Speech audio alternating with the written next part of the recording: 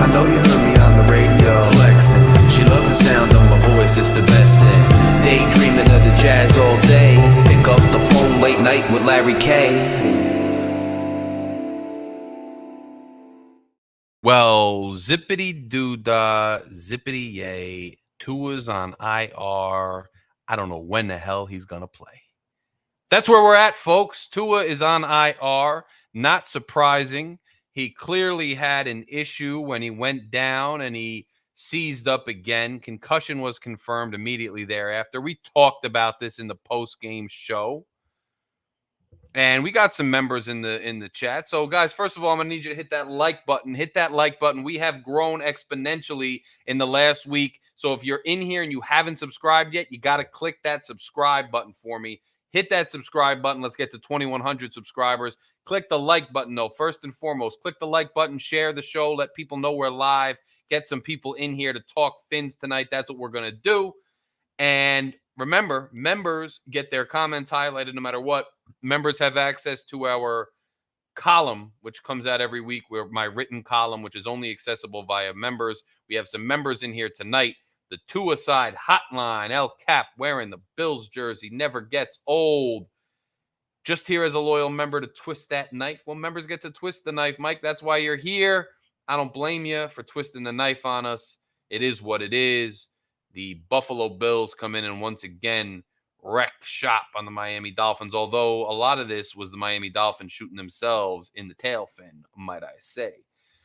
Phil Montgomery, hey, Larry, I won't be able to chat tonight, but please don't forget to bring up that trash-ass Fangio defense last night. Good riddance. Ooh, Phil coming hot with the Fangio beef, but Phil ain't wrong, is he? I mean, you could have beef with the Fangio defense last year. You could have beef with this current defense. You could have beef with a whole lot of things because the Miami Dolphins, ladies and gentlemen, are in trouble. But it's only week 3, so we're not going to sit here and cry about it all year. I'm going to say my piece. We're going to talk about it. And we're going to start talking about the team. You know, we're going to do our objective analysis as it goes on. Shake Money, you're going to hear from him in a few minutes. Hit that like button. Another member.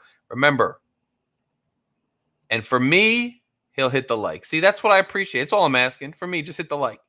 It means a lot to me when you hit the like. It means a lot to me, guys, when you hit the join button, become a member of Fury Fam. When you hit subscribe, it means a lot. Keeps this channel going. This channel has grown. The reason this channel has grown is because of your guys' support and member support, and it's been absolutely awesome. So consider joining. Consider becoming a member. Consider hitting subscribe, and hit that like button. Let's go. Super chats are open. I'll highlight comments for anybody who wants to be heard and addressed directly. If you hit a super chat, I will directly answer your question. Now, let's talk about what happened here. So I told you guys at the end of the game last week, I told you that the narrative, this team and this fan base is so all about narratives. This team and this fan base loves narratives, right? So I told you, because there's always a narrative in this iteration of the Miami Dolphins with this particular time in Dolphins history, with this regime, this head coach, this front office, this quarterback, there's always some narrative. And I told you that the narrative was going to be, after the Buffalo game, that they were going to forget about the fact that Tua threw 3 interceptions. They were going to forget about the fact that the interior offensive line looks really not good. They were going to forget about the fact that the team took a step back on paper this year, and that we should have expected that. And the sole focus was now going to shift to Tua's injury. When's Tua coming back? And the narrative is going to shift to, well, if Tua had been playing, the season wouldn't have been lost. And by the time Tua gets back, if our record isn't good, or if Tua struggles, it's going to be because he's rusty coming off of an injury.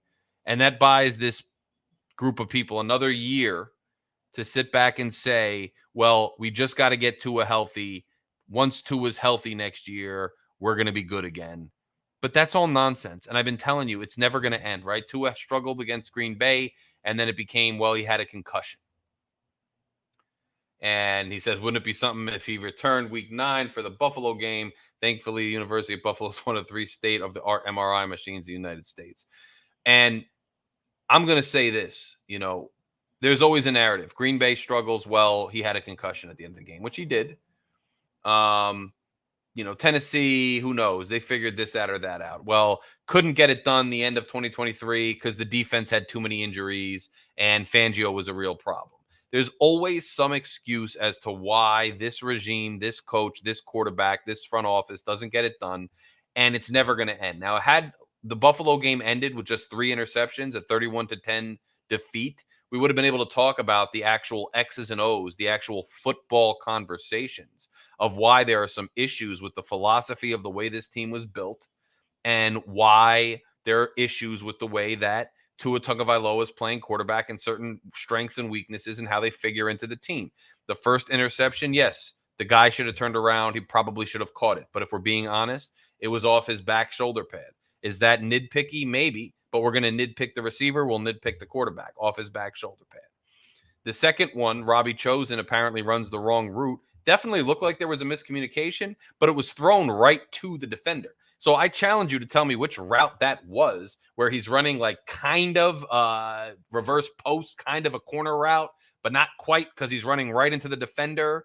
Doesn't make a lot of sense. So yes, maybe it was the wrong route, but still odd. And then the last one was terrible. Trying to throw it away, you throw it, it winds up a pick six. Am I sitting here just to bash Tua all day? No. I warned everybody that the interior offensive line was looking weak, that the front office did not put enough emphasis on the running game, did not put enough emphasis on the O-line. I heard a very good podcast today. I will get you the name of it.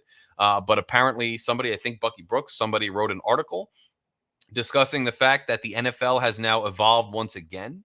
And the NFL is now morphing more into a power run teams. And so many teams have dropped back into nickel coverages to try to cover these 3 receiver passing offenses.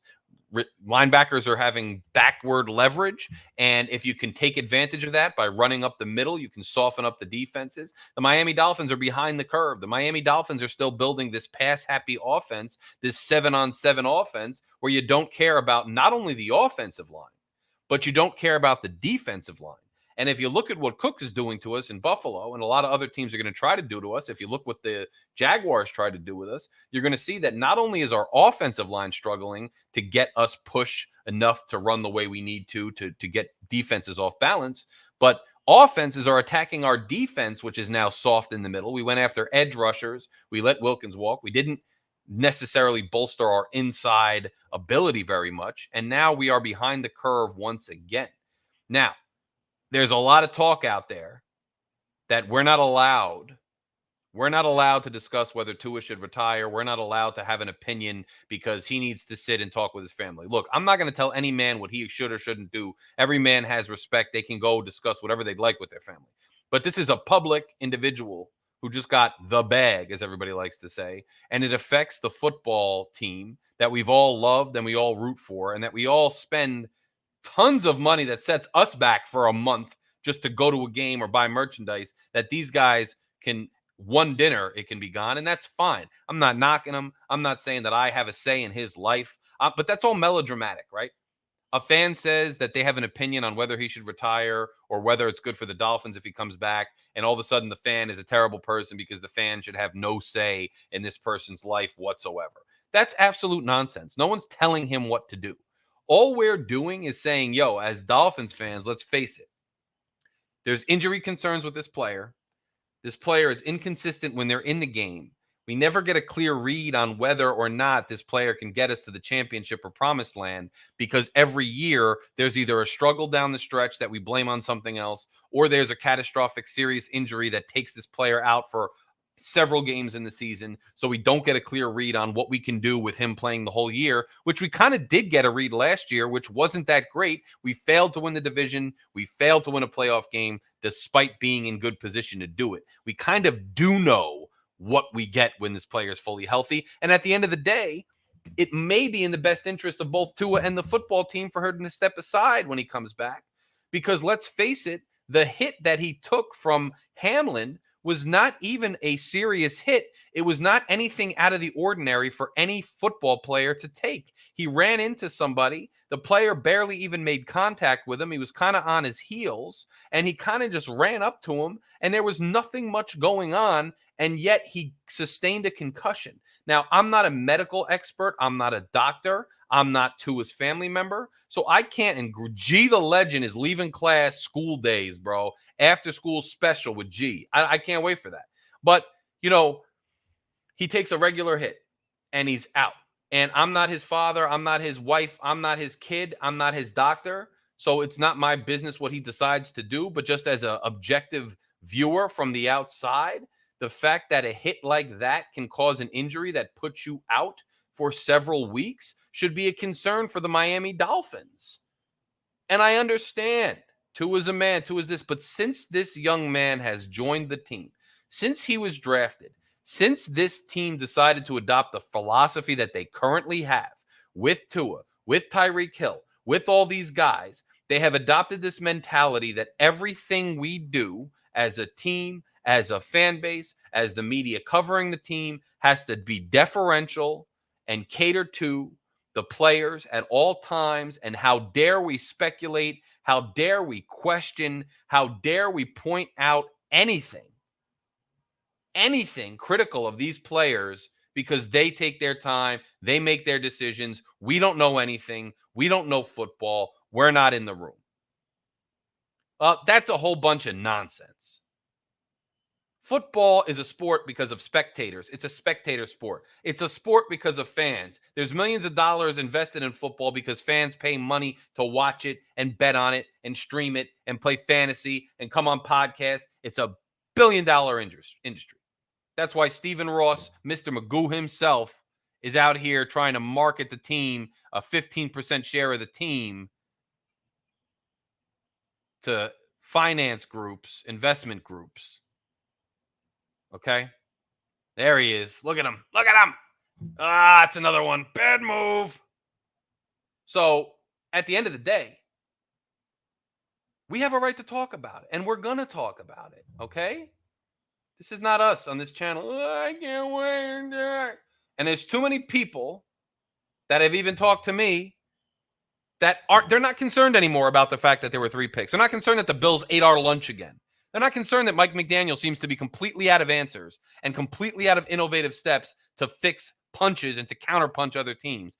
All they cared about is all of a sudden, well, Tua's not retiring. He's coming back. Well, now Tua's on IR, but he maybe 4 weeks, but maybe 8 weeks. But your mind is so warped by this saga, the never-ending soap opera of the players and their individual stuff, that you're forgetting that this team is such a long way off from winning a championship. This team is such a long way off from contending for a division title. It is sad. And on this channel, we are not going to listen to the groupthink and the nonsense and be told we can't discuss it. It's off limits. Nah, we're about to talk about it because today Tua Tagovailoa was placed on IR. Not surprising. Not a terrible thing. Probably smart for him, but where does that leave the franchise, man? We just paid this man a ton of money. We just made him one of the highest paid quarterbacks in the league. We just paid him the bag, as you might say. And so we have a concern, and we should be talking about the fact that this guy is now on IR for a substantial chunk of the season once again, and it wasn't even a freak accident. It wasn't even a freak hit. But even discussing that point, what happened to the guy who took jiu-jitsu? What happened to the guy that put all that weight on so that he could avoid getting hurt? What happened to all those things? Tua goes head first in a game that we're losing anyway, puts his health at risk and therefore the team at risk by doing what he did. Head first, wasn't even a serious hit, and he winds up concussed. When you are trusted with all that responsibility, you should act accordingly, and he didn't do it. He didn't fall right. He didn't protect himself. He didn't do any of those things. And that's on top of the fact that the play on the field wasn't good, because you guys are even sucking me in now. Now even I'm getting sucked in. Now, even I'm talking about the narrative about the injury. When it's beyond the injury, the team doesn't look great anyway. So I told you on the show after the game, circle the time. I'm going to put it up as a short. Circle the time because this narrative is going to take hold and everybody's going to forget about how bad the game was and everybody's just going to get on this narrative pretty soon. And it's already started to happen. It's already started to happen. We're not going to get off and follow some nonsense narrative. We're not going to do that on this channel.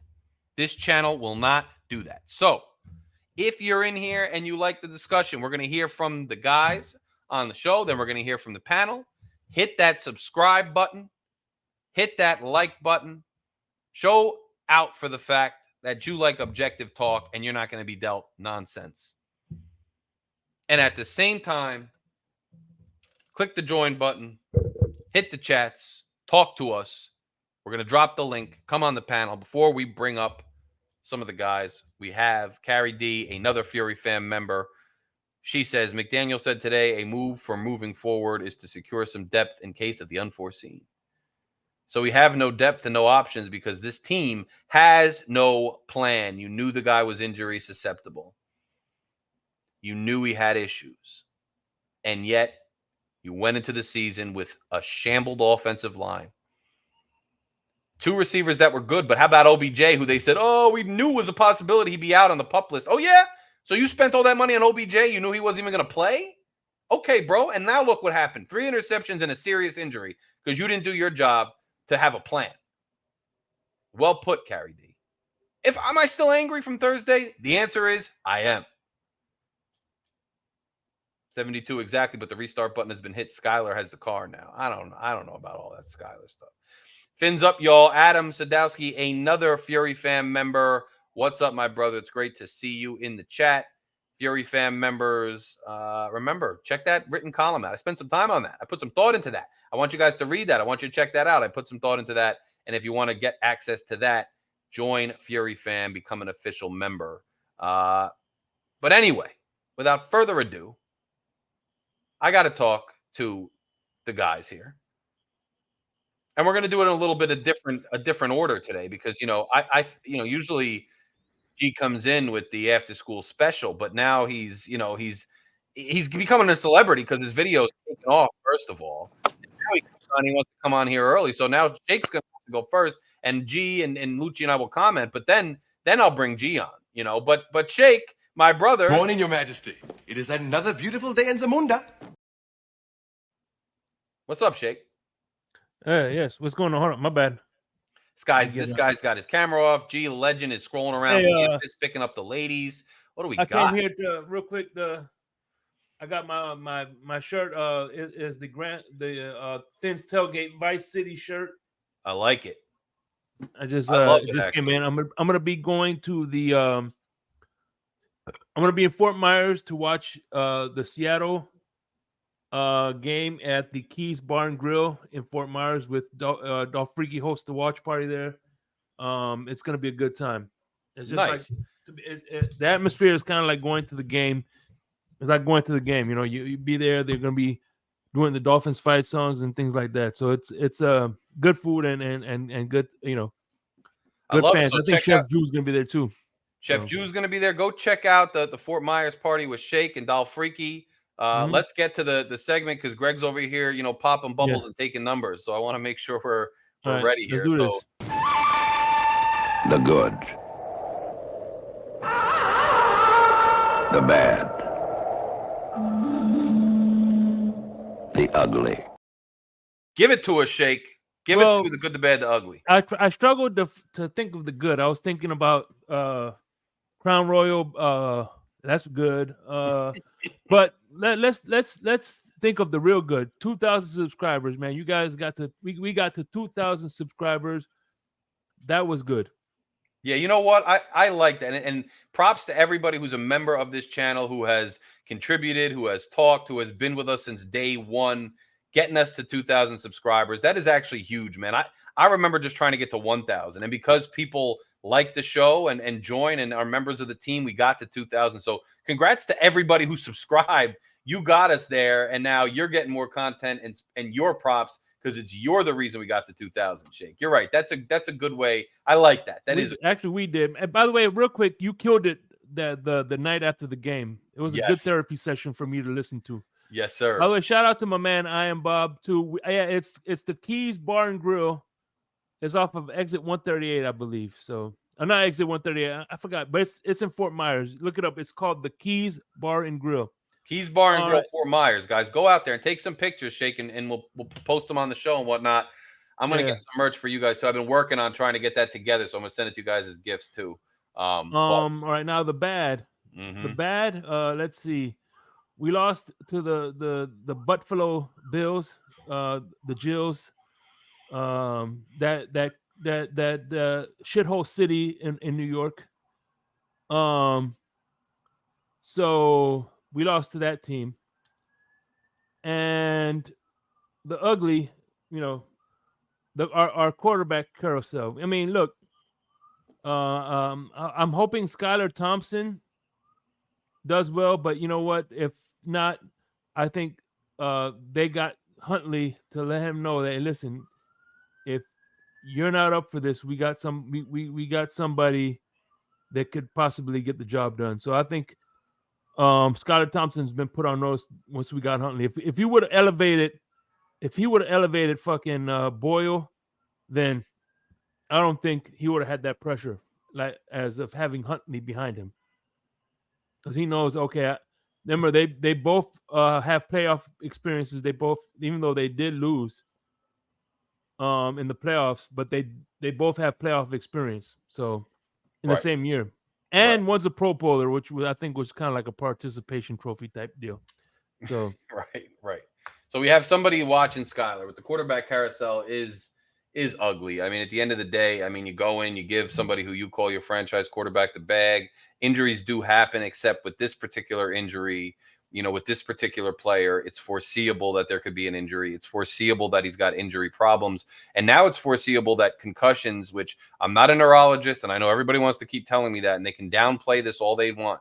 The fact that Tua seizes up like that immediately, forget seizing up. Maybe seizing up is a symptom of concussions that are just, natural to him or whatever else. But the fact that he got a concussion that caused him to seize up on a routine type hit, I think is really, really, really concerning. And I think it's ugly for certain in a lot of ways, Shake, that now our quarterback situation, after giving out all that money, after committing such a huge chunk of the team's payroll to Tua, he's not on the field. And I've said from the beginning, when you attribute that much to one player or one position, they better be producing at that same clip. He's not even able to be in the game for weeks. It's a problem.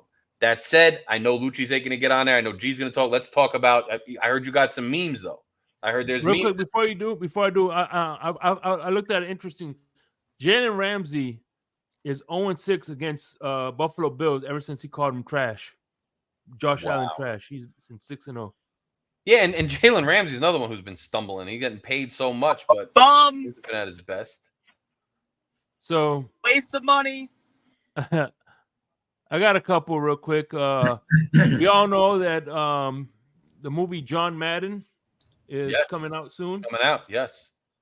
So, and the spirits, I think they're going to be doing the reboot of Ace Ventura, and apparently Travis Kelce will be playing the role of Finkel. What's with that haircut? What's with that haircut, bro? That mustache too. I mean, that's a good one, Shake. He kind of looks like him. Finkel is Einhorn. Finkel is Kelce. Yeah, both a couple of balls. I want to give a shout out to the latest. Listen, I had Arizona as a win, but the way they're playing, man, shout out to this new duo. Oh, you had them playing so. This duo is going to be special. That's Kyler Murray and Marvin Harrison Jr. I think you're right, though. Yeah. I mean, he was a beast in college, too. And finally, I saw this picture, and I said, this reminds me of something. I can't place. And finally, it dawned on me. Yo, that is, yeah, bro. Yeah. Trade him. I love you, Tua. You let me down. You betrayed me. Broke my heart. You broke my heart. Broke my heart. He That's did. what he was That was saying. great. Yeah. That's it. So Because there you that's go. it. He put his whole everything onto it. The whole franchise put everything on Tua. Tua goes head first and concussion. You broke my heart, Tua. You broke my heart, and you broke every Dolphins fan's heart. That's just the reality. Now we're stuck. Week 3, where we're stuck, and it's really frustrating. It really is. So, G, are you like in the halls? Are you in the bar after work? I mean, what are you up to with your Skylar avatar there? What's your thoughts? I mean, you gave us your thoughts in that video. Well, I think this teacher must know I'm doing this show because 2 weeks in a row I'm getting out early in this class. So I think this teacher must be watching the show or something because I've gotten out twice and been on the show twice. That's great. That's great. So he's a Phin-Addict Fury fan. This teacher. Probably, I don't know, but that's great stuff. Let him know that we appreciate your time because it's valuable. Yeah. Anything to add from your berserk rant that I posted that got this team are a bunch of frauds. They're still frauds. I want to believe in Skylar Thompson. And trust me, I'll be rooting there, screaming, yelling with my screaming and I thought the police were coming. That's just Newark. No, yeah, because I'm driving right now. Yeah, I'll be cheering for Skylar Sunday, but let's be honest, Skylar hasn't proved nothing yet. He's looked bad in the preseason this past season. The season's over, in my opinion. Now, I hope it isn't because it's week 2, and I want to hope we can go to New Orleans. I want to go to New Orleans, man. But, it just sucks where we're at right now. We paid a quarterback money, and he has injury problems. We have no offensive line. They're a bunch of bums. Tyreek Hill's a quitter. Jalen Ramsey's a waste of money. Tyreek Hill's also a waste of money because he hasn't done – I mean, actually, Tyreek Hill's not a waste of money, but he quits. Armstead, another waste of money. Yeah, I forgot about that. That guy was out with a shoulder. It's week 2 and he's already hurt. Waste of money. And it all goes to the top. Chris Greer, Stephen Ross, and Mike McDaniel. Now, yes, on Twitter Spaces, my guy Lewis says it's on the players. I 100% agree. These players are soft. They don't have nothing. When they get punched in the mouth by these big boy teams, the Bills, the Chiefs, and all these top teams, they fold like a sack of potatoes. They're a bunch of softies. And I'm sorry to bring this man up, but this man will be bring up for the next 50 years with this franchise. Brian Flores was a great head coach. These players, Brian Flores was being kind of a dick. Not going to lie about that. But these players were not being soft. They were being hard asses. Ever since Mike McGee came in, Adam Gase 2.0, which Larry called when we fired Brian Flores. Adam Gase 2.0, Mike McGee. These players have gone soft. We got ping pong tables in the locker room. We got freaking basketball hoops in the film session. This is a complete clown show. And now it's time for Mike McDaniel to show his worth. Because now he's out with Tua. He's out without Tua. What plays are going to come up with? I want to believe in Skylar. I just haven't seen enough. Huntley, maybe I can get believing, but let's go to the top of the organization. Mike McGee, this guy still is having the same issues, still getting the play calls in late. It feels like once these teams are stopping him, he has no counterattack. He gets punched and then folds like a sack of chair. Chris Greer, this guy is a bad GM. The way Big O wants to be a shill for Chris Greer, go ahead, pal, because Chris Greer sucks at his job. Christian Wilkins, Andrew Van Ginkel, Robert Hunt, 3 players that you drafted and kind of developed, or maybe it was Flores, I don't know. But you developed them. You drafted them.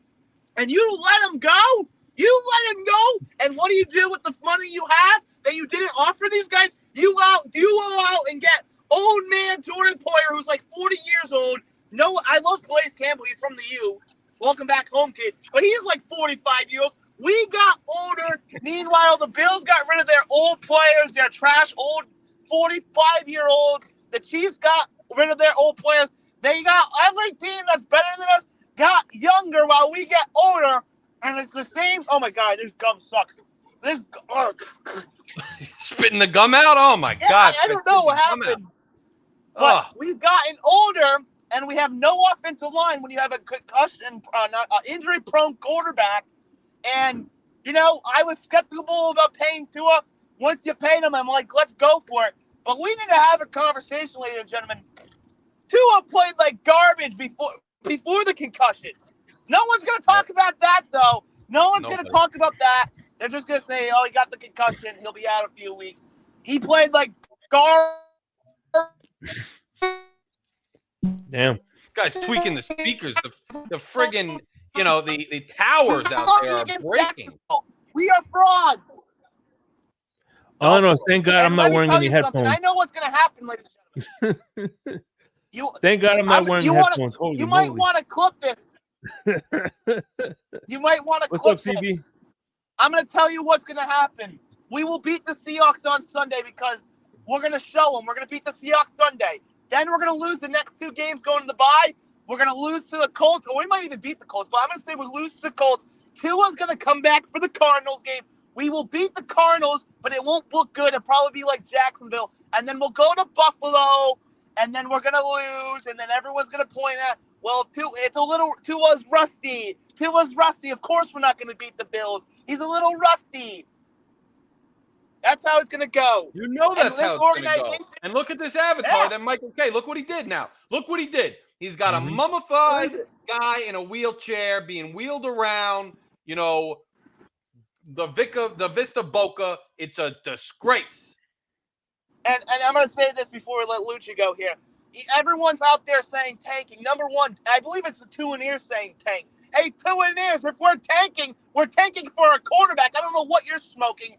Listen, and everyone's saying rebuild. How are you fire Chris? You got McGee.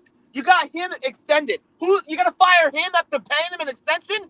You got Christopher Greer. You can fire him. We're gonna fire the GM, but we're not gonna fire the coach. And then I know what's gonna happen. We'll fire Chris Greer at the end of the year. You know we're gonna keep McDaniel. That's what Ross does. You know it. And you know what Ross does, Larry? He brings in the glitz and the grammar. Everyone is gonna be saying once we fire Christopher, Louis Riddick will be the number 1 candidate talking on Twitter. And then you know what's gonna happen? We'll hire Louis Riddick because that Ross goes for the glitz and grammar. And then 2 years down the road, Reddick's going to throw McGee and Tua under the bus and say, I didn't have a quarterback. I didn't have my coach. And then we're going to start it all over again. It's a nightmare that never ends. You just paid Tyreek and Ramsey. Who's going to want those contracts? I forgot about that, too. Tyreek, maybe you find a buyer. Ramsey, the way he lost the step so far, I don't know. So it's not going to be fun. But let's shift the attention to Lucci here and see what he has to say and his thoughts on the game. And I'm excited to hear. I'm excited to hear what you got to say, bro. What's your take on the whole situation? To be honest, I can't give too much of an analysis on the game because after Tua threw the second interception, I went to bed. You know, I have a good friend of mine. He's in Texas. You know, he was watching. I'm watching here, obviously, with my family. I got up to go to bed because I got to work the next day. I hate the night games, the late games. A, we always stink it up in prime time. And B, it's like I'm going to be awake and lose sleep. And then if we lose, not only do I lose this, I'm going to bed at 11, whatever, but then I lose sleep in bed like I'm, you know, in there frustrated thinking about all the mishaps and stuff. I'm sure you did, my guy. I mean, it was yeah, you know, Carrie, I know Giovanni's mother was like, are you serious? You're going to bed? I was like, I don't need to stay awake to watch what's going to happen. I already know. And I've been saying it with, you know, everybody knows how I feel about Tua, you know, but and McDaniel, everybody listen, rewind the tape, go back and watch the tape when we were doing so great. McDaniel, I'd never liked him to begin with. I could see the signs from the beginning, and everybody said, oh, man, look at you. You're never happy. You always got something. I know, CB, I know I did. Believe me, I've been watching. I know the Dolphins, man. And, you know, everybody was hating on me. I used to say about it. But now you see people And a lot of the people who hating on me when I used to say the stuff I didn't like I was seeing McDaniel doing, now everybody's saying, oh, it's McDaniel with the play calls. It's McDaniel with the same. I've been calling this guy a bozo from the beginning. There's certain stuff that he did, and I said, you know what? But maybe he's just a rookie coach, and but he's supposed to be this genius. And Kerry said it earlier. You know, the run. He's supposed to have these run schematics. Like he's a next level thinker with the run game, and we'd have the run game. One time against Buffalo, we had 100 yards rushing the first quarter. He abandoned the run. Yeah, and that game, besides the one where Buffalo. The only time we beaten Buffalo is when they had a monumental meltdown. Let's call it what it is, man. They were in South Florida. The heat got to them. They just had a monumental meltdown, and we made some good plays. We capitalized on their meltdown. That's it. The other time that we were fighting them, Tua had a pretty good game against a really good game. Even in the loss, I'll say Tua had a great game against them in the loss. We had 100 yards rushing in the first quarter, and we completely abandoned the run. That was up there in Buffalo. Yeah, in the cold. Other than that, man, they've been abysmal against them, you know, and it's just a common theme, unfortunately. So after that second interception, I went to bed. I already knew. I didn't see the hit. I'm glad I didn't, because that's the type of stuff I'd say that if I'd have stayed up, look, I would have lost sleep about that. Like this, you know, here we go again. And I agree with everybody else, man. And it's like I've said about Tua, but everybody calls him humble. He's really not that humble of a guy, man. I'm sorry. No, not that he's not. He's not. Everybody likes to say humble. He's not humble. Yeah. Humble is not when you win saying, oh, I keep receipts and talking all that. But then when you lose, you got your head hanging low and, you know, well, we got to do better and, you know, and all this. That's not humble. Humble is, you know, thinking about others before yourself. That's humble. And here he is, you know, this guy takes these hits. The one he took last time that had him with the rigor mortis was his head hit kind of hard against Cincinnati. And this time it wasn't like that. And it's, you know, I'm sorry. I'm a fan of violent sports. I watch contact sports. I've been a boxing fan my whole life. You know, there's guys that get punched around the whole time. UFC doesn't have gloves like that. You see some of these guys that have fought for 10, 15 years getting knocked out. Their fingers don't do that in the UFC. Boxing, you can't see their hands, so I won't use that as an analogy. It's not appropriate. But these UFC guys, man, that get punched and get rocked, and they're getting hit repeatedly before they get knocked out, and you don't see their fingers do with this guy. He's not built for it. It's simple, and it's you can just, if you know contact sports, who else have you seen in the history of the NFL, even if you just watch football, that does that when they take a hit? There's not many. The guy I've never really seen. It's not, man. He's not built for it. No, and it's just selfish for him to say, "Oh, I can't wait to get back on the field." So here we go again, waiting on him. Yes. You know, and then I feel like Mike McDaniel, Mr. McGenius, hopefully he has a contingency plan. If he is any kind of smart, he's a Harvard, Yale. Where the hell did he go? One of them ivory schools. Yeah. It's like, come on, man. If he should have had a contingency plan. Okay, if he gets hurt, because we know he gets hurt. We drafted him he had a hip like a German Shepherd in their later years. I mean, come on, man. You had to contemplate the ifs. Yeah. So maybe he's got something. And then on a closing note, as far as Skylar, everybody's hating on Skylar. I've been arguing with a couple of people online, Facebook. Listen, Skylar Thompson, his rookie season. Now he had them games. He was just mediocre at best throughout the course of the season when Tua got hurt. That game against Buffalo, in Buffalo, the playoff game, he played serviceably. And the reason we lost that game was due to Mike McDaniel's insufficiency to get his time management, his clock management. He couldn't get the call in on time. I don't know how many of you guys remember it. I remember it vividly. But Skylar was doing what he needed to do for us to win that game. And Yeah, McDaniel still can't get the calls in on time. No. I'm telling you, Yeah. But I know what we got with Tua. That's why I went to bed after that second pick. Yeah. It's good enough. I don't need to see anything else. Like you said, Larry, we've lost a step on defense. We lost some guys. We don't got Christian Wilkins grabbing Josh Allen, like Trump says he likes to grab them by the. That's what Josh Allen used to get from Christian Wilkins. We don't have that anymore. We don't have Christian Wilkins doing the Diddy. But it was something that Josh Allen had in the back of his mind when he saw him coming. 100% he did. And whether he had it in his back of his mind or he just annoyed him, whatever it was, he was in his head. He got under his. It's like, geez, it's like when we traded Jason Taylor to the Jets. Tom Brady said at that time, I popped champagne with my offensive line when they got rid. Bill Parcells came in and got rid of Jason Taylor. He said we celebrated. And I'm sure Josh Allen did the same thing when they got rid of him. And now look, we're getting shredded up the middle. So I hopefully though, I feel like we got something now. Maybe we'll have a surprise factor. There's not much tape on Skyler. He's had a couple of years to get some tutelage from Tua. Tua's not all bad, man. The guy is phenomenal at what he does. It's a limited thing, as far as his timing and his precision, his pinpoint. There's not many quarterbacks that can do what he does, but that's about all he's got. That is, and that even Skyler, I don't think he has that, but no.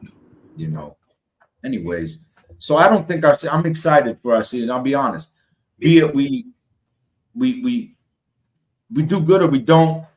This is what I'm excited about. At least I know I don't know what's going to happen. Yes, true. I already felt like I know what's going to happen with Tua there, with Mike McDaniel, with Tua. We know what them two can do together.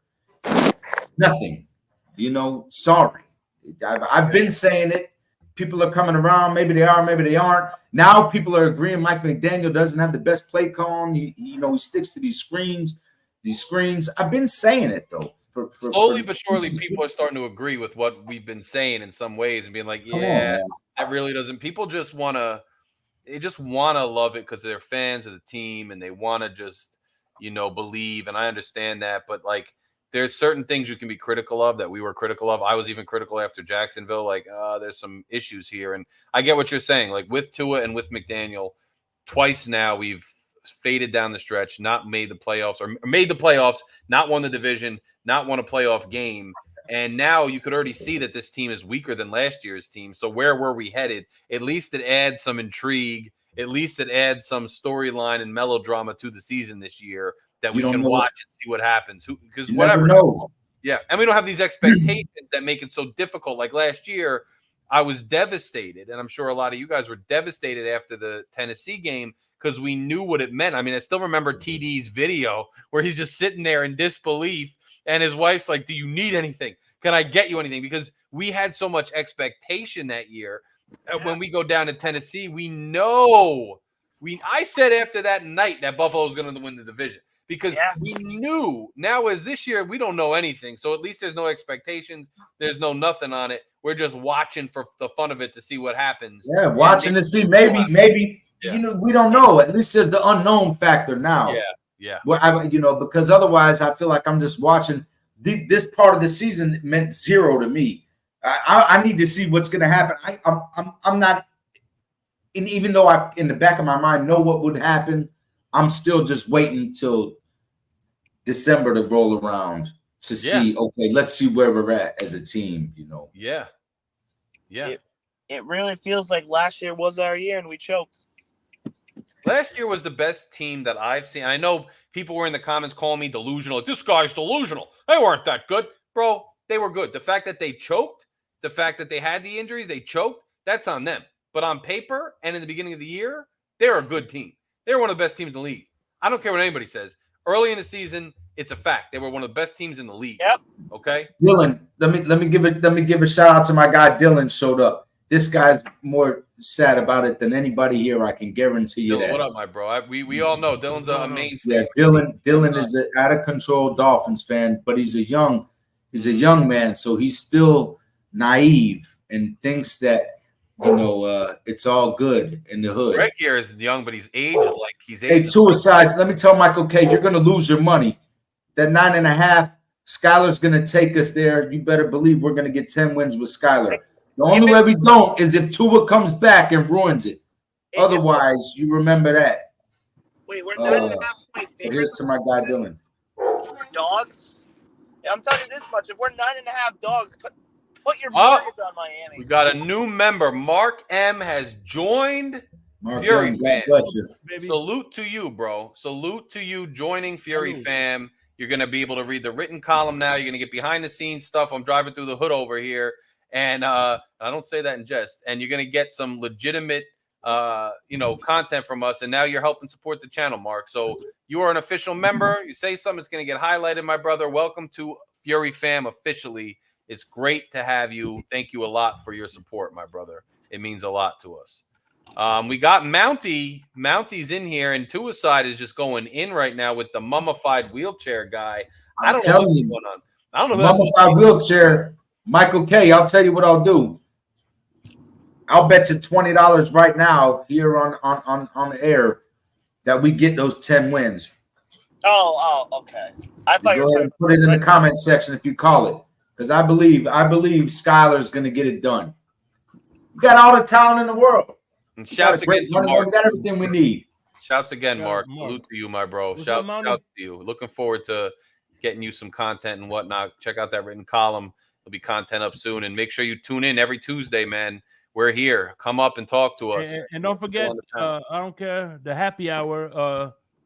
The happy hour this Thursday. Unfortunately, the happy hour is going to look like this.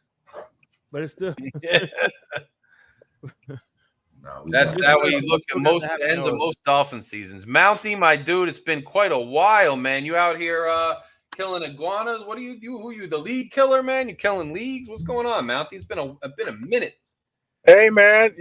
Look, likewise, brother. How you been? I'm good, bro. I mean, I'm going through my nonsense, but I'm still here live and direct. You guys give me life, man. So I'm here with you. Hey, it's good, man. It's good to see you, man. Good to hear you back on the airways. Yes, hey, sir. What are we? Hey, Larry, what are we doing, man? Oh, I don't know. That's what I'm saying. The Dolphins. Listen, the Dolphins did the very thing that I feared the most, that they were going to give this guy a contract. And I said it before in the spaces. I said, listen, if at all possible, we need to make him play on his 5th-year option, period. Because it's like this, the talking point, the common talking point was, well, if he goes out this year and he balls out, then we got to pay him. Well, hell, it's called appreciation. Yeah. It is what it is. Then you pay him. But see, look at where we are now. This could have been an easy fix. Easy. Bro, that's what I don't understand like that. I never understood that. If he balls out, you got to pay him. Oh, well, then pay him. Then he's well worth it. He comes into this year, he balls out, he stays healthy, he takes us to the AFC Championship. Pay him, because now we know we can rely on that money going to the right place. But Mountie, look what happens now, bro. He falls flat where we paid him, and he's not even playing for a lot of the season. There were so many questions. They acted like it was only, this is because this is the problem. This is when narratives take hold. The narrative was he just had to stay healthy because he's a superstar. He stayed healthy and they ignored all his struggles, so they paid him. But that's not, the narrative was never true. He had other struggles, and just because he stayed healthy one season doesn't mean he stays healthy forever. And look what happened, Mountie. We tried to warn him. A lot of us did, and they let other guys walk, and now we're relying on him and Tyreek. And they're not Tyreek's not even in the game on 3rd down when he throws a pick. No, be quiet. What are you doing? On top of that was just like nebulous. The guy was I think he was on the near hash, and he still didn't have enough arm strength to throw it away. Bro, that was terrible too, bro. Like, dude, man, listen. My guess is, I think Tua might get cut this offseason. He probably will, because if what we can get out. Oh, by the way, we can't get out on the deal. People are saying on Twitter you can get out, I believe, but I could be wrong. But well, it would have to be that the medical staff and doctors would have to say that he can literally not play anymore. Then there would be a medical settlement. He could retire and then we'd get out of it. But we could approach him You got to do it, remember, carefully, coddly, sensitively, apparently. But you could approach him and say, bro, look, this is an issue. We gave you all this guaranteed money, and you could do an injury settlement, some kind of settlement with him. We'll give you, And knowing that Stephen Ross was in the building on Thursday night. Was he in the building? I could have sworn I saw him. I think he was too. But it comes down to Stephen Ross. And Stephen Ross says, enough's enough. Go get rid of him. We need another quarterback. That's it. By the way, that night. Chris Greer. So they should have went and got Winston. That's what they should have got. That's Stephen Ross. He was there. Look at that. Yeah. Well, I'm gonna head out. That's Steve right there. He's gonna head out like Lucci headed out. That looks like a guy who knows he made the wrong mistake. He fired the wrong guy. I don't care, 2 ears. We fired the wrong guy. We should have kept Flo. I don't care what any of you have to say. I'm going to die on this hill. We should have kept Flo. You people, you 2 ears cost us a good head coach, and now we're stuck with a geek again. Ross goes out and get geek guys. I'm sick of it. We finally had something with Flores. If I was Greer, I would kick the tires on Fitz. Oh my God! Listen, Lucci hit it right on the head. I like Jameis Winston. That's the play. Hey, let me tell you, Shakes. Let me tell you why that's the play. Larry. I don't know who watched Larry's. She made a video the other day. I don't know if it was his reaction or a different video. He was talking about the culture of our team and how it's just a lackluster bullshit culture. Like anybody could say whatever on social media and they could do whatever they want. The whole Tyreek. I'm personally, I'm not against what happened with Tyreek, the way he reacted. I don't have to keep my window down either. It's hot in Florida. You got my ticket, especially with this guy. They know they know who this guy is. He's not in here with guns and drugs. He's going to the stadium. That guy, that officer was crazy extra, and it was out of control. So I'm not going to hold that against him. But Tyreek does have issues. He's slapping guys at the fucking dock. So, but I say that to say this. Here's Jameis Winston, who's that funny guy who really doesn't have he's not good at harnessing his words or, but he can throw the ball down the field. He can move around. He throws interceptions. So does Tua and everybody else. But I feel like he's a guy that would have come in lighthearted, and that's really what we have, man. We don't really have a discipline. I feel like he would have fit right in, and I feel like I agree with you. And he can ball out. So what's the wild card? And Mark says Ross Greer McDaniel should wear the Guardian cap, perhaps, and make better decisions, bro. They are the decision. I said it back when they made the decision with Flores and Tua, that it was clear that there was some kind of incident or fissure in between those guys within that team, and that Tua wanted Flo gone in his camp, and Flo did not believe in Tua. Now, we can't rehash it from now until eternity, even though some people want to go in the media and do that. But the fact is, whether you loved Flo or not, it really rubbed me the wrong way that there was a concerted effort by the front office and through their media mouthpieces to tear down Flores and start calling him names and stuff before it was over. Now, whether Flo did the right thing by turning around and suing, that's a whole nother conversation. But the way that they planted the story, not that, hey, just be real. Hey, he doesn't believe in our quarterback. We believe in him. We decided it was best that we parted ways because we believe in this quarterback. It was, no, he's terrible. He doesn't do things right. He can't develop anybody. He's terrible to work with. He's got a bad attitude. All these things, and probably in reality, he was just like, yo, this kid really ain't it, and I don't know what you want me to get out of him, and I don't want to start him over Fitz because I'm going to lose the locker room in the season, and I think that was more. Now, whether he's a great coach or not, it's up for debate, but there was definitely a choice between Tua and him, and the team has consistently, from that point, propped Tua up. They got a coach that's going to maximize his skill set, players around him maximize his skill set at the expense of other elements of the team like the O-line. So now they've set it up where Tua is bolstered. He looks like a world beater for 1 year. All that did was hurt the franchise because now they got to break him off with the bag, and now they're trapped. I don't understand why that went down, but there was clearly a fissure, an incident between Flores and Tua, and the team made a choice, and they're dying on that hill. By the way, real quick, are we doing one at a time or everybody? Because we have Fred in the back too. You could bring Fred up. Let's keep it to like 2 max, and then we'll rotate out. We're still getting our feet under us, Shake. But I agree with you. As we go on, we might limit it. But for now, we could leave it on. If everybody just lets everybody talk, we should be good. Hello. Yo. Oh, you can hear me, okay, guys? Yes, sir. What up? Yes, sir. First of all, Larry, let me say, man, hey, I love your stuff, man. I love what you do, man. I love what you do. You sound like, you make a lot of sense, perfectly good sense to me. You know, I just love your stuff, man. Shake, you know where me and you are, man. You know, we cool, Shake. I also love being with you too, Shake. Mr. Lucci, don't think I've had the pleasure to listen to him as much, man, but I'm sure he's a great gentleman. You know, Mountie, Greg, you guys are all cool. Let me say this. I'm gonna say this, Larry, man. And I'm gonna be expecting this, man. I'm gonna be expecting this team to go out and play their best for Skylar Thompson, bro. You know what I mean? Maybe you could tell me, Larry, like why Waddle and Hill were on the sideline 50% of the game last week. Is it because like they knew they were defeated and what was the purpose of being out there, or something McDaniel seen that, you know, he's not getting from small wide receivers?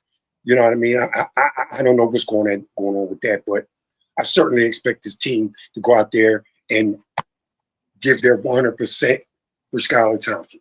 He gets in trouble when he drops back. Look, you guys stay alive. Work your way back to him for somebody to throw to, man. Don't hang him out to dry. McDaniel, I don't want them to sit out, Fred. I don't want them to sit out, you know. And last time, guys are out injured all the time when Skylar or somebody else is playing. But when Tua's playing, everybody's all hands on deck. Everybody needs to get all hands on deck for this kid too, because the season's still young. We're 1-1. Right. Armstead will be out until week 9 to the Cardinals. He won't be back until Tua's back. So don't expect Armstead to play. Yeah. Hey, yeah, you know, Larry, that's another thing, man. Like, okay, we could say we're at a little disadvantage going with Skylar Thompson in the first place, bro. Like, so, you know, Teron Armstead, well, man, I don't think he's the best what we have over there right now. Right now, I think you need to put the best on the field for Skylar Thompson, because he's going to need all the help he can get, bro.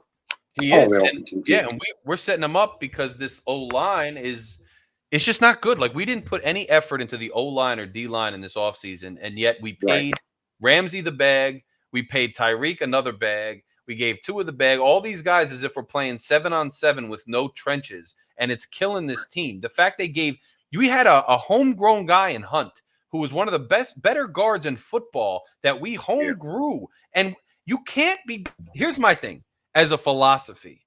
You cannot draft guys that wind up good, develop them into star premier players, and let them walk every single time. That's not how you build a team. You should be trading off your highest, best superstar asset and keeping the middleman like Hunt and like AVG and those guys. And they're just not doing it. And they couldn't even – like, you're not going to keep Wilkins? Trade him to a team that's going to work a deal out with him and get some kind of asset the year before.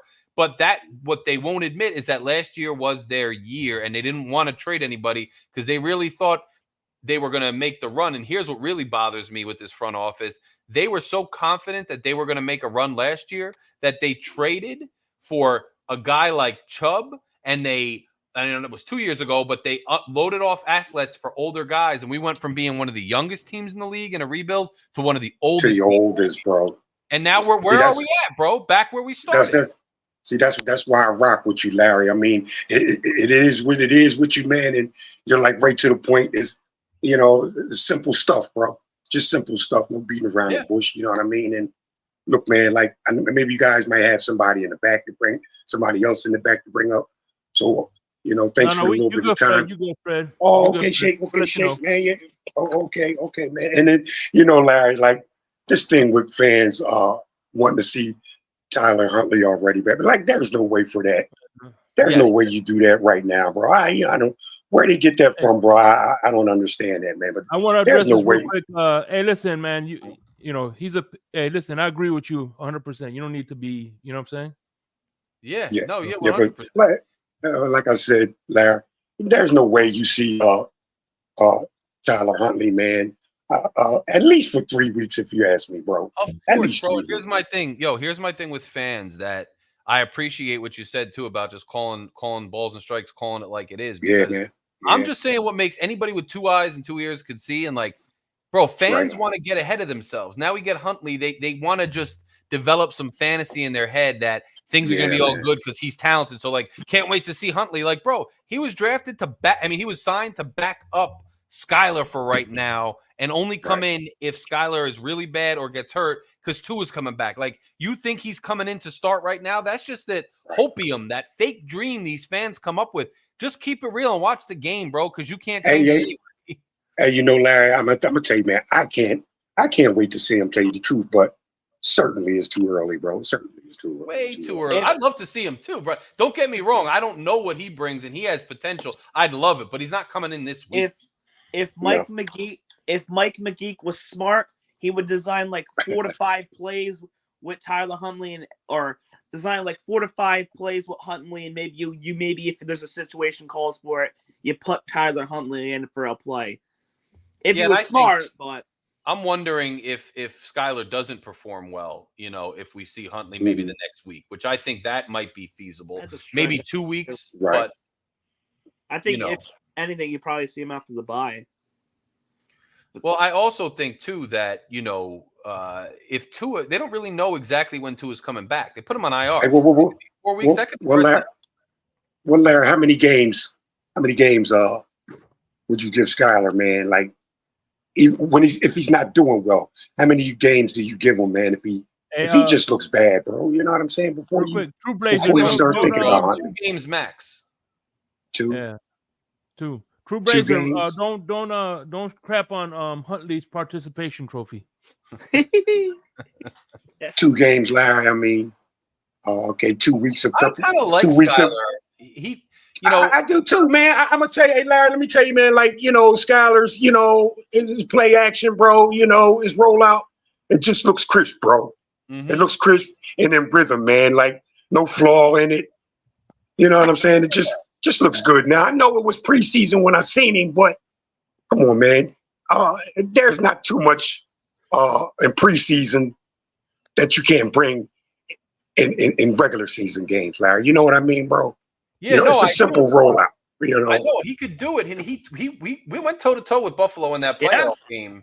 We did. I'm not saying he's going to be a world beater, but just let's keep it real. We went toe to toe with Buffalo in that playoff game on the road with him as the quarterback. Right. So, and we went toe to toe with the Jets after the catastrophic injury when he came in for Teddy B on the road. I was at that game, and we almost won that game. So, I mean, I'm not ready to just go to sleep on this kid. Hey, Larry, you know. Real quick, you know. Go ahead, Shane. Go ahead. Oh, go ahead, Fred. I want to bring up. No, go ahead, Shane. Go ahead, Shane. Go ahead. One, I want to bring up 2 things. Number one, Skylar Thompson's going to have reps with the ones, so he's going to have some, you know, he could work that time. And number 2, I want to introduce my brother, who's also in this shirt right here on the lower left hand. My brother from Insomnia, Crypto. What's going on? What's up, Chris? Hey, what's going on, everybody? What's Chilling, going man. I got breaking news to everybody. I got the breaking news that the Miami Dolphins will go 16-1 with Skylar Thompson. That's the breaking news. Hey, man. You know, I'm just curious. I figured I'd come up here to cheer up everybody, you know. We're on our way to the Super Bowl. I'm not even mad because you know what? I got to be honest with you. After the Jacksonville game, before the Jacksonville game, I took a look at this team on paper, and I wasn't going to come out here and just start trashing before I saw the product on the field because then people get mad, and then it's also like, why you even care about being a fan? But I had some serious concerns. Now I'm kind of like, I already kind of expected it. It's sad. I took my lumps and I got upset the night of. I did the podcast on this show. Right. I talked to you guys. That made me feel better. And now I'm kind of just curious. I don't have the expectations. I don't have anything else. I just want to see what they do. I'm just curious to enjoy some football on Sunday. Yeah, me too. Yeah, man. Yeah, me too. I hope the Me Dolphins too. do the right thing at the end of the year if it falls apart, but I'm rooting for this kid, man. Let's just see some football. Yeah. It's just interesting now. And let's see the Jets falter again because that's always fun. They pull it. But let's just watch. I'm excited to see It's Skyler. a spectator show. Yeah. You know, people have been crapping on this guy. You know, they're already out here saying start Hundley. I'm excited to see what Skyler can do. I think we can start Hundley win the already, Super Bowl with him? Maybe, probably not though. But I'm gonna hope for it. I'm gonna root for this kid. Yeah, why not? Why wouldn't you root for this kid? You know, I rooted for him for the Bills game. I didn't expect to win that game. We almost won that game. Yes. I know Bills fans were biting their fingernails because they almost lost to a Skylar Thompson. Yeah, that was a crazy game, man. I Listen, was surprised by that. Operation Cam Ward is in effect. $300,000 per game. Operation Cam Ward is in effect. Bro, Cam Let's get Ward. that plan in. They gotta. My biggest. Let's get that implementation. Go start it out. my biggest thing is like I don't trust. Like Ross really needs to take one look at this team and say, you know what, Chris, I like you. I gave you a chance to build. And the fact is that this iteration, we are now an older team. We are now up to our ears in salary cap. We have a quarterback who struggles at the end of the year and is injury prone. I gotta scratch this. I gotta take my lumps. I gotta start over. But I don't. Here's two things I worry about with this team, and this is just the truth. A, I worry that Ross is even going to make the decision when he needs to and fire everybody. And B, Ross is always involved with the hiring of the coach. The only coach he was not involved with hiring was Brian Flores because he let Greer do his thing and hire his guy. Every other coach Ross has been involved with, and every other coach has had that same personality of that Poindexter offensive genius guru, up and coming, whatever, and none of them have worked out. Ross has to step aside, and whoever he hires needs to hire the coach and needs to stay out of it, man. Yeah. That's a good point, bro. The same dude, you know, Gase, Philbin, McDaniel, they're all similar. Yeah. They really are. Like McDaniel might be better at calling offensive plays, but don't forget when Gase first got here and he turned around. Everybody thought that about him too. Yeah. You know? Hey, Larry, how about this, man? How about this, Larry? Go ahead and go on Greer, man. If you're going to keep your job, how about hitting on draft picks, bro? Like, come on, man. Like, come on, bro. What are we doing, Greer, man? I mean, like, come on, bro. Everybody you draft seem to don't work out, man. We got like making one. He ain't playing. You don't think Jalen Waddle worked out, Fred? Where's Channing Tindall, guys? You know what's crazy is the few that work out. So Waddle worked out. I'll give him that. Then he drafts his tackle. It doesn't really work out. And then the guys who work out who are middling, he lets walk. Wilkins, Hunt. But then the guys who are like Noah, he holds way too long, and it cripples the team for a couple of years. Yeah. And he wasted the pick, bro. I don't understand it. Yeah. I don't understand this. He's not even holding his good picks, bro. I don't understand. Hey, Larry, let me ask you, man, could that go as deep as scouting, bro? It's everything. I think his scouting on the offensive line, and I think his scouting can be suspect, but it's that's what I think. And I don't know if it's scouting because there could be scouts in there that are making the right calls and somebody's overriding them. There could be scouts that are not. I'll tell you this. It seems like they like to reach quite a bit. Like I think they reach on some of their edge. They reach on they reach on guys. This lineman we drafted this year, maybe he's a developmental guy, but he wasn't ready to back up Armstead. You know Armstead's injury prone. You got to get somebody who's ready to go right now, not a project. That's what I say, man. That's why I say you go ahead and put Patrick Paul on the field, bro. I don't think he does too much worse than Armstead banged up, bro, in games, bro. I really don't. Let him learn at this point. Exactly. You got to start somewhere, bro. If you're going to start somewhere, let him start where it ain't Tua. That's receiving the snatch, bro. That's where I am with that. Yeah, and see what you got because what I'm most worried about, and this is just what keeps happening with this team, and I would not be surprised because I called it the last 2 years, is that Tua takes his time coming back. We lose some games. We go 500 while he's gone. He gets back. We go 500 again because he's rusty. And now the Ross, McDaniel, everybody sells the fact that, oh, it was a messed up year, freak accident. We'll get ready for next year. And they act like they don't have to change anything. And the sad part is so many fans, so many people in this fan base will let them get away with it. They will fall for it. Yeah. Hey, well, Larry, you know, if you ask me, Larry, I say leave him out. Yes. I say leave him out the whole season, bro. Because if the team is doing well enough in there in the mix, what's the sense of bringing him back, bro, and messing up the chemistry? And if the team is just totally garbage, just bombing it, what's the sense of bringing him back then? True. No. So true. I say you just let him. I say you just let him sit the season, get well, man, and then we go Operation Cam Ward. Operation Cam Ward. And Larry, again, I know we're talking about these draft picks.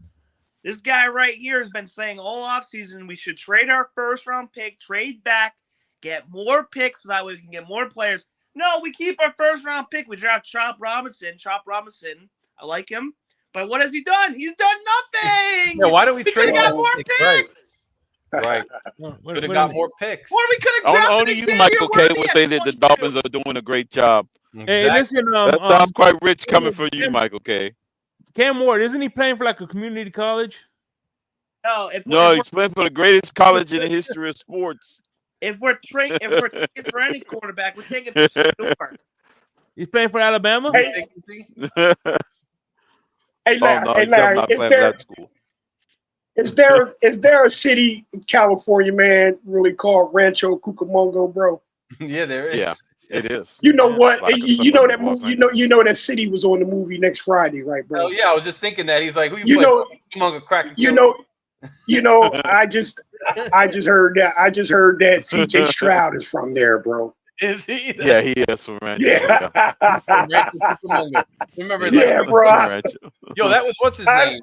Who was that dude? What's his name, bro? With Mike Epps and Chico the dog. You know what I mean? The funniest part is when he started hitting the dog. He goes, "Hey, that's child abuse." I said that my dog didn't do nothing to you. Yeah, bro.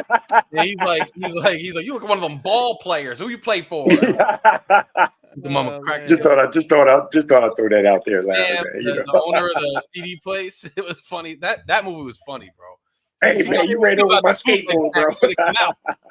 She knows about this day here because he knows about the bootleg snacks where they come out. Yeah. Hey, shake. Your skateboard shouldn't be in the street, I say. I'm about to watch that this weekend. That was no, man. He goes, no, 10 minutes. I've been pepper sprayed a lot of times. You got to put it on for 10 minutes. man, listen, that's one thing I like about coming to the Fury fam. Yeah, we're down, but you know what? At the end of the day, we're enjoying. You know what I'm saying? We're not doom and gloom. We're fucking and laughing and having a good time, man. That's what we do. Man. We gotta be mature. We don't about cry. It, man. We can't get all crazy and drawn into like crazy stuff. Like we just kick it and talk sports and talk about what goes on, man. That's it. Yeah, exactly. It's not that crazy. Yeah, man. You know what I mean? It's just fun. It makes it fun, man. Yeah, you got to make it fun because this is what this is about. But I will say, speaking of CJ Stroud, man, it's like, you know, go back a couple years and you look at Houston and everybody's saying, oh, look, we fleeced Houston. We took all their picks. And now look at them, bro, because they make one good pick. It's all about the quarterback.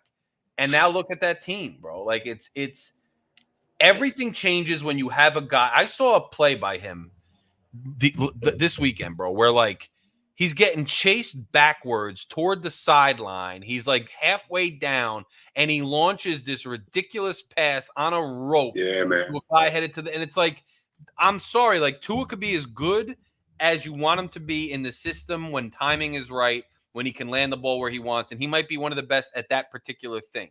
But he's never going to be that dude that you saw with Stroud, where he is going to literally be a superstar and put the team on his back. You are never going to see Steph Curry in the Olympics, LeBron James in the Olympics, Michael Jordan against the Jazz. You're never going to see that from Tua. I'm sorry. He's not going to be the dude where they're like, somebody needs to take. That was a bad example against the Jazz. He cheated. Man, and speaking of the Texans, I believe after that trade they have won 2 playoff games. They won one with Watson and then won one with Stroud, and we still haven't won one yet. And then look at Jordan Love, man. I know he's hurt, but look at him last year. Like it. My thing is this: you don't have to have a quarterback be a superstar the first year because some guys might need to develop. However, you need to see it at some point. And if you don't see it, then you need to build like the best team ever. Like San Fran is a better team all around, but also Purdy is a little better, but Purdy ain't all that. It's a bet. You got to know from jump, yo, kid, we can't pay you top 5 money because you need a top 5 team around you. And he never had, like, bro, that I'm sick of I'm not trying to diss him, but I'm sick of sitting here trying to argue people. People basically had a fantasy in their head before he was even drafted that he was a generational talent that was going to change the franchise forever. And they just don't want to let go of that dream that we all know, objectively truth, just looking at it, is not the case. He might be a very good quarterback, but he's not that dude that they envision, and they can't let it go. And I'm sick of arguing with people saying, like, what we all know, he can't put the team on his back. He might be great, but he's not great enough to put the team on his back. I'm sick of arguing with people who try to argue with me about that. It's obvious, bro. It's obvious. Hey, Larry, do you think Tua attempted to do that, bro, when he got hurt on that play, bro? Like, put the team on his back, bro? You know what I honestly think with him is I don't think, like Lucci said, I don't think he's as humble as they say. I think he's a good dude. I don't think he's as fragile as people say. I think in reality, he's a tough young man who wants to put the team on his back.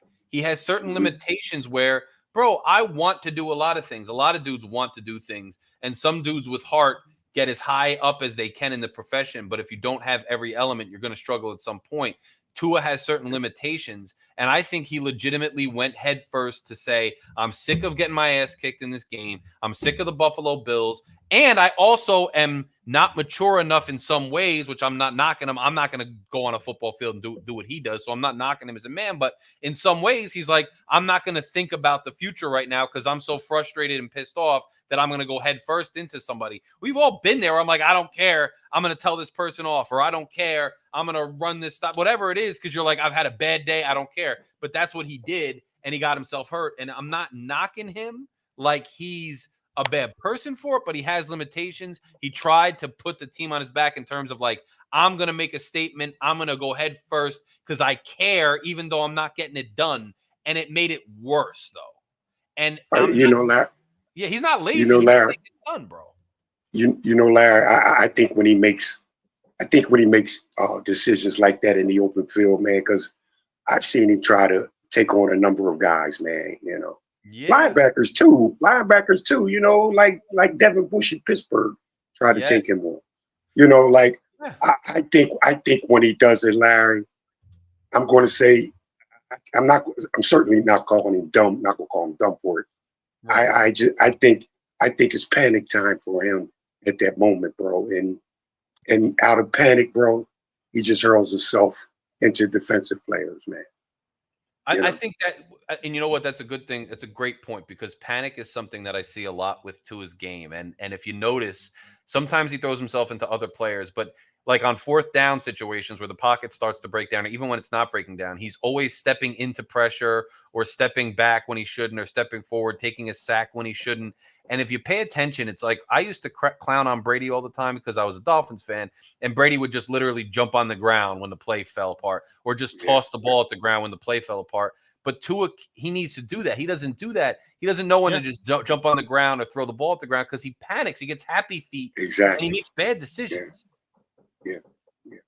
Whether it's launching the ball for the pick six, whether it's taking inopportune sacks on fourth down or third down in field goal range, whether it's, trying to do too much to squeeze a ball into coverage, whether it's trying to get out of the pocket. And he already had the first down. All he had to do was slide, but he goes in head first because he's in his he can't in the moment.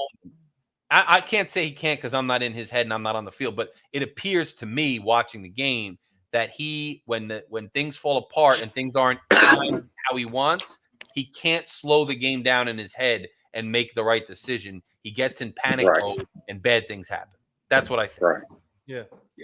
That's good. That's good. Yeah. Honestly, we should even end because Fred's out here. He's dropping now. We're talking some real stuff. But Hey, Larry, what can I do, bro? It's what I see my quarterback do. Not just him, but I see where the team seems to be struggling at, and how can you fight with your eyes see, bro? You know what I'm saying? True. How can you Too fight? many people these days try to fight with their eyes see, and it's Exactly, exhausting. man. People try to Exactly, contort it is. reality to fit what they want to believe instead of just adjusting what they believe to fit reality. And it's Who are you a gonna crazy believe, your human eyes or me? phenomenon. Come on. What'd you say, Shake? Who are you gonna believe, your eyes or me? Come on. Yeah, exactly. That's how I'm gonna people believe are, Shake. bro. I'm gonna believe Shake, man. I'm gonna believe Shake, man, because I wear glasses, man, so I can't go on. I can't use them all the time. I wear glasses, bro. So I may have to go with you sometime, Shake. Yeah. Shake knows, man. Shake, we know what's up on this show. You see, guys out there, if you're listening, you haven't clicked subscribe, you really have no reason not to. Click that subscribe button. It's right here. Click it now. I'm telling you, man, hit that like button, man, because this is great stuff right here, man. I'm gonna tell you, Larry, Shake, Greg up here, man, they just laid back, keeping it what it is, what we see, the truth.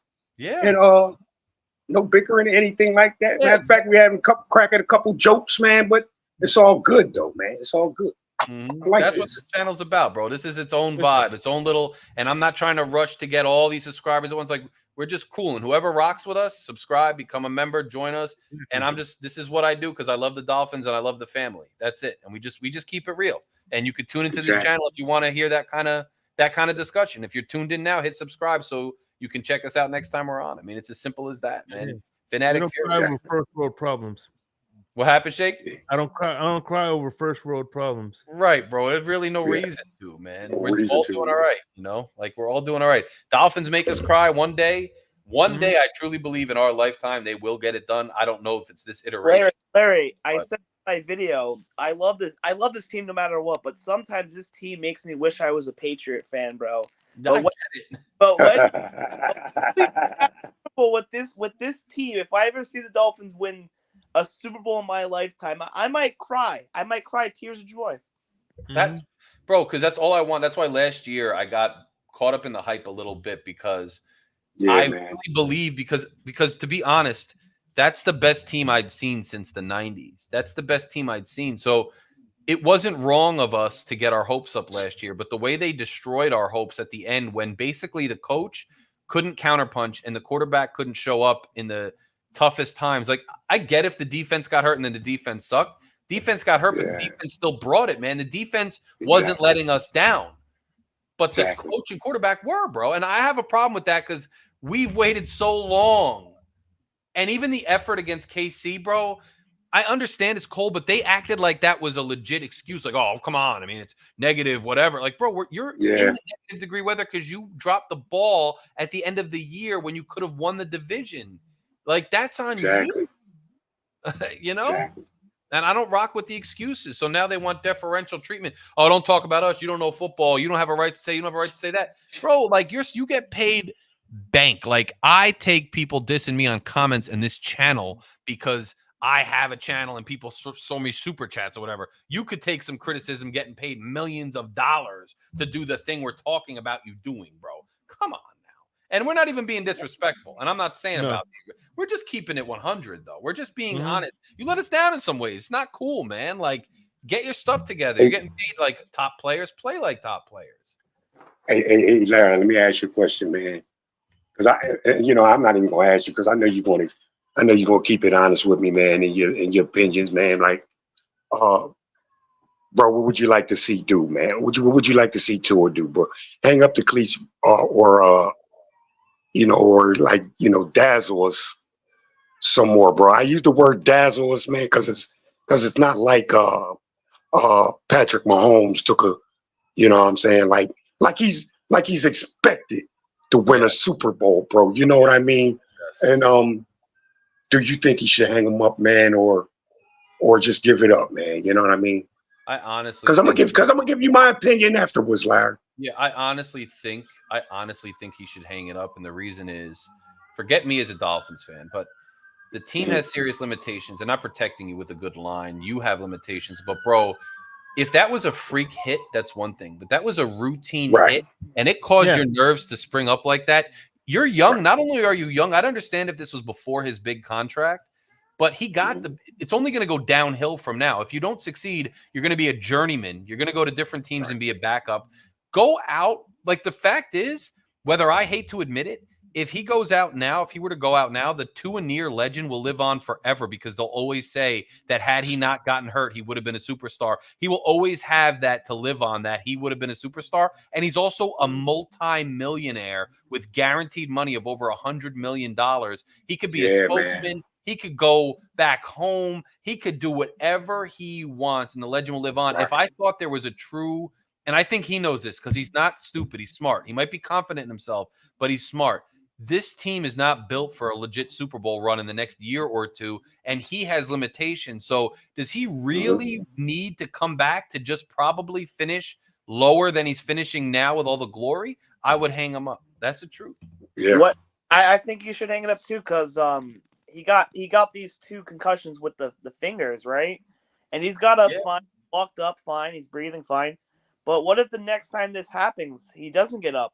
Right. He doesn't walk up fine. He doesn't breathe. I mean, I think he's proven everything he needed to prove, but at the end of the day, if he wants to do it, I mean, I can't control him, but I just don't want him to see him to die in the field.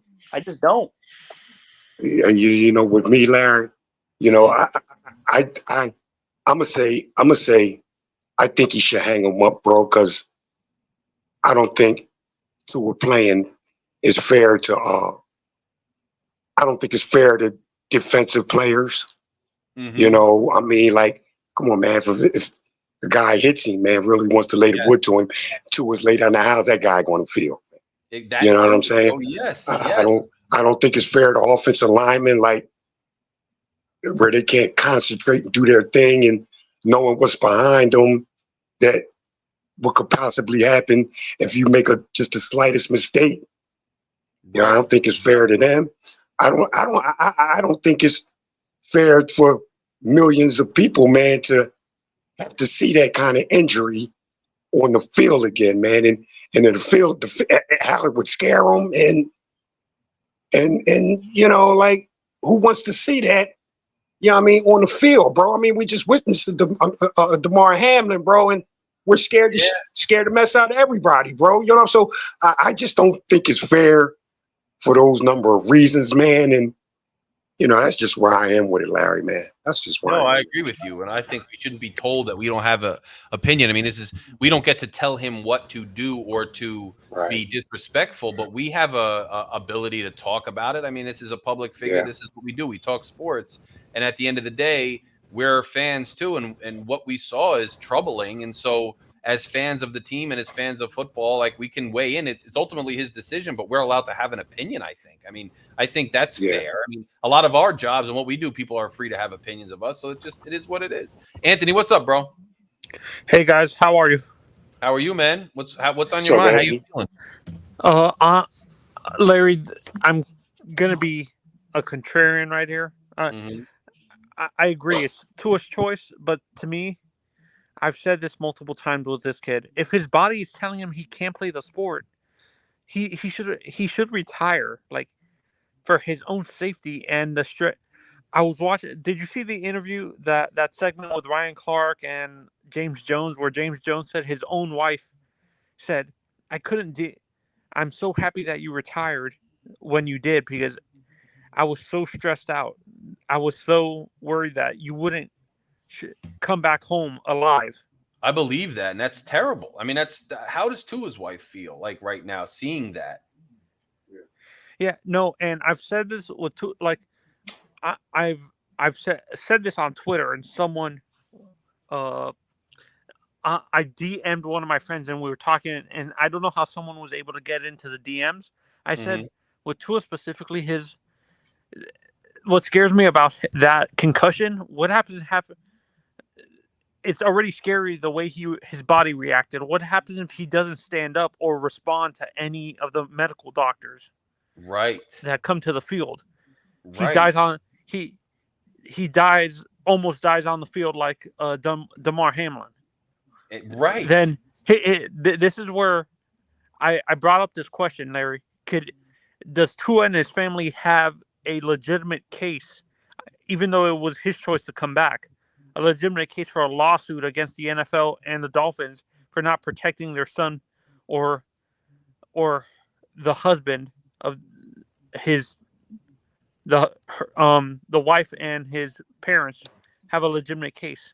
It's a really interesting legal issue because on the one hand, you have, he signed a contract that if he retires, he doesn't collect that money. Now they could do a medical settlement with him.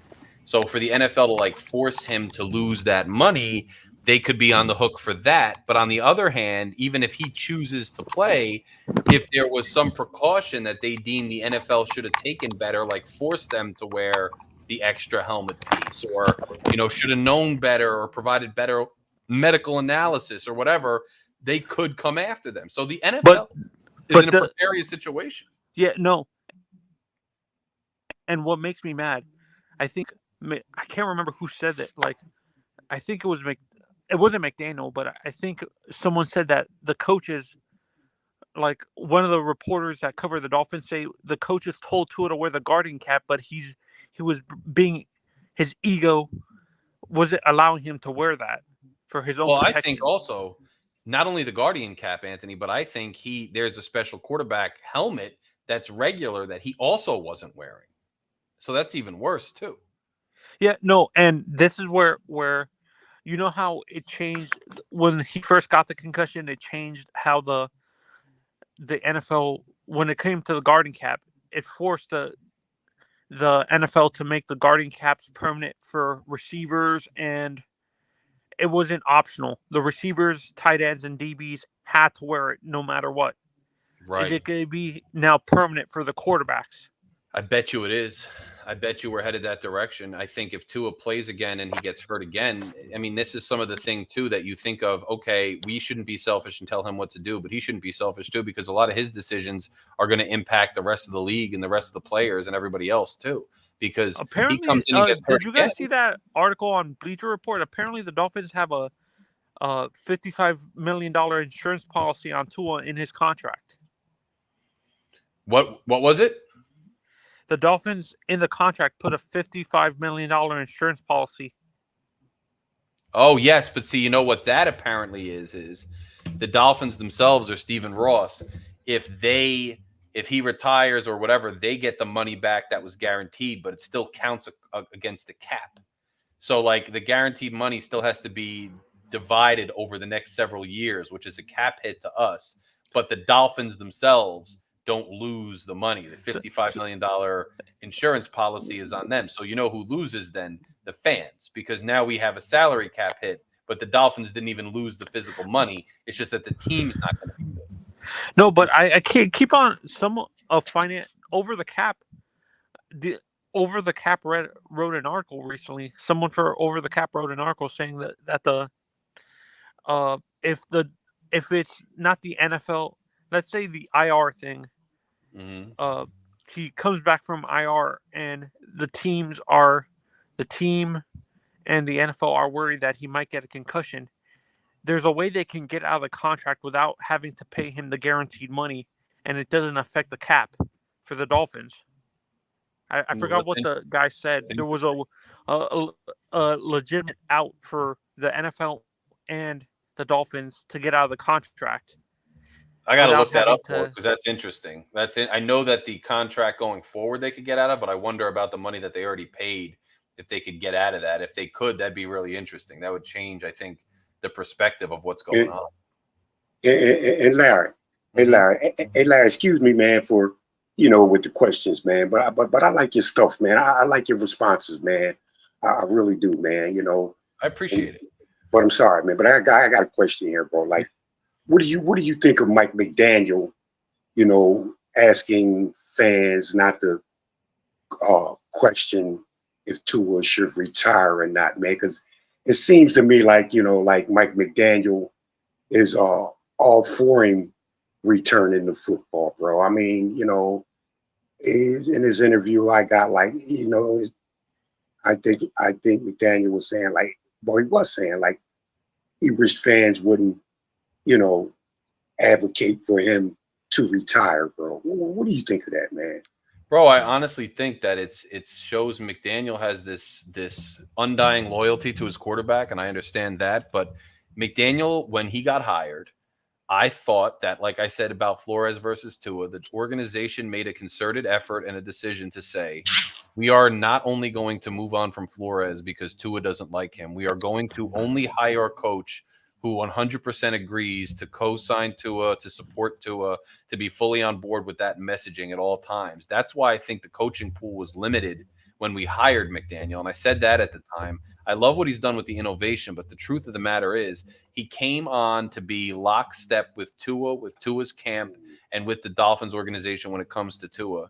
And now he's going to get in this posture where there's a very legitimate concern for Tua's health. There's a very legitimate, visible issue with Tua's health, and it affects the franchise. And as soon as Tua got hurt, you saw a couple articles come out basically saying, who's watching out for the franchise? Guys are looking out for Tyreek. Guys are looking out for Tua. Guys are getting everybody paid. But who's worried about the franchise? And were killed, Fred. They were killed because McDaniel and these other people started saying, you don't question them. You don't have a right. It's none of your decision. Right. It's my decision. And they're going to go, with these excuses and continue to protect him from criticism or from second guessing. And I think that's McDaniel's posture. And it's been the whole time. I don't agree with him saying that. I think, again, he could have said, look, I'm worried about Tua. I'm worried about him making his decision. I personally know him. That's where my allegiance is. If you guys want to speculate, you're entitled to your opinions, your writers, your fans. But we think we're going to make our decision, and whether you like it or not is going to be your business. But we're going to do what's best for him and for me, and that's where we're going to go. But don't tell people they're not allowed to have opinions. They're not allowed to. I don't like that mentality, and that's how it's been. No one's allowed to question Tua. No one's allowed to question the organization, and it's been that way, and it's been frustrating. That's why. I don't want to use the F word, lad. That's why I rock with you, bro. Yeah, that's it, bro. And I appreciate it. But you're going to get the right answer when you ask me. Exactly, man. Exactly. Well, exactly. That's what I mean. Y'all both from Jersey, so that's Well, that's another thing. Hey, man. Hey, we keep straight up in Jersey, man. Jersey, man. Yeah. Where's that at? Where's Jersey? Hey, what's wrong with that, Crypto, man? You come up here, man, like you about to push back on Jersey, bro. What's going on? I'm trying to figure out what's Jersey, man. Jersey, I'm somewhere on the map, man. Hey, Crypto, it don't matter. I'll tell you what, Jersey's 10 times in that shithole Buffalo. Yeah. No, it don't matter. It don't matter where you're from, Crypto, man. Real is real, man. Wherever you at, bro. Yeah, well, real talk, 100%, 100%. Yeah. So I mean, look, man, we got a game on Sunday. Let's see what Skylar can do. Let's see what happens. Now we get to talk about it on this show. I'll be with you guys to talk about it on this show. And we're Skylar in prime time, man. Yeah. So look, any final thoughts from you guys before we sign off for tonight? Final thought. Let's just go get a win. Let's go Skylar. We believe in you. Don't let these 2 years get in your head. Hold on. We got diagnosis CTE in the building too. He's got to say something. We believe in Skylar. Yeah. We don't. Skylar, just Mike McDaniel cannot sabotage him. He needs to get the play calls in. I don't want to see on my television screen that we're breaking the huddle with 15 seconds to go. We should get Mike McGeek should know what play call he should have the play call in with 20 seconds to go on the play clock. So that way Skylar can make the adjustments he need to if we need to. I'm gonna have faith in Skylar. I'm ready to go. Let's go, Skylar. Let's go, Dolphins. And yeah, let's go get this win. Yeah, and I'm gonna leave it, Larry, with I'm just gonna leave it with, man, like, look, good luck, Dolphins. Good luck, Skylar Thompson. Good luck, Mike McDaniel. You know what I mean? Good luck with the coaching staff. Good luck to the Dolphins, period, bro. Let's go get the win. Yes, sir. Talk to you soon, my brother. Thanks for coming up. Right. Thank you, Larry. Thank you very much, you guys. Thank you, my bro. Talk to you soon. All right. There we go. Crypto, you got. Listen, what I'll do is I'll be hitchhiking a ride to Seattle. So I'm going to get out and get a head start now because it's going to take me a minute to get there. So I'm going to hitchhike a ride from here where I'm at, cross country. I'm hitchhiking a ride, and then we're going to meet and talk to Pete while I'm out there. Pete's probably going to be out there now. This Skyler is starting. I'm going to hitchhike and get a ride to Pete. Yeah, Pete's right now because Skyler's his dude, and that's it. Yeah. Pete's already tailgating 1 week in advance. He's so excited. He know damn well he is. He's already up there. It's like on the Black Friday, you start shopping on not Black Friday Black Friday, right? You start coming out on Thanksgiving and early on, Yes. Yeah, that's a good. Pete's out there like a whole week in advance. Getting a head start, bro. You're right.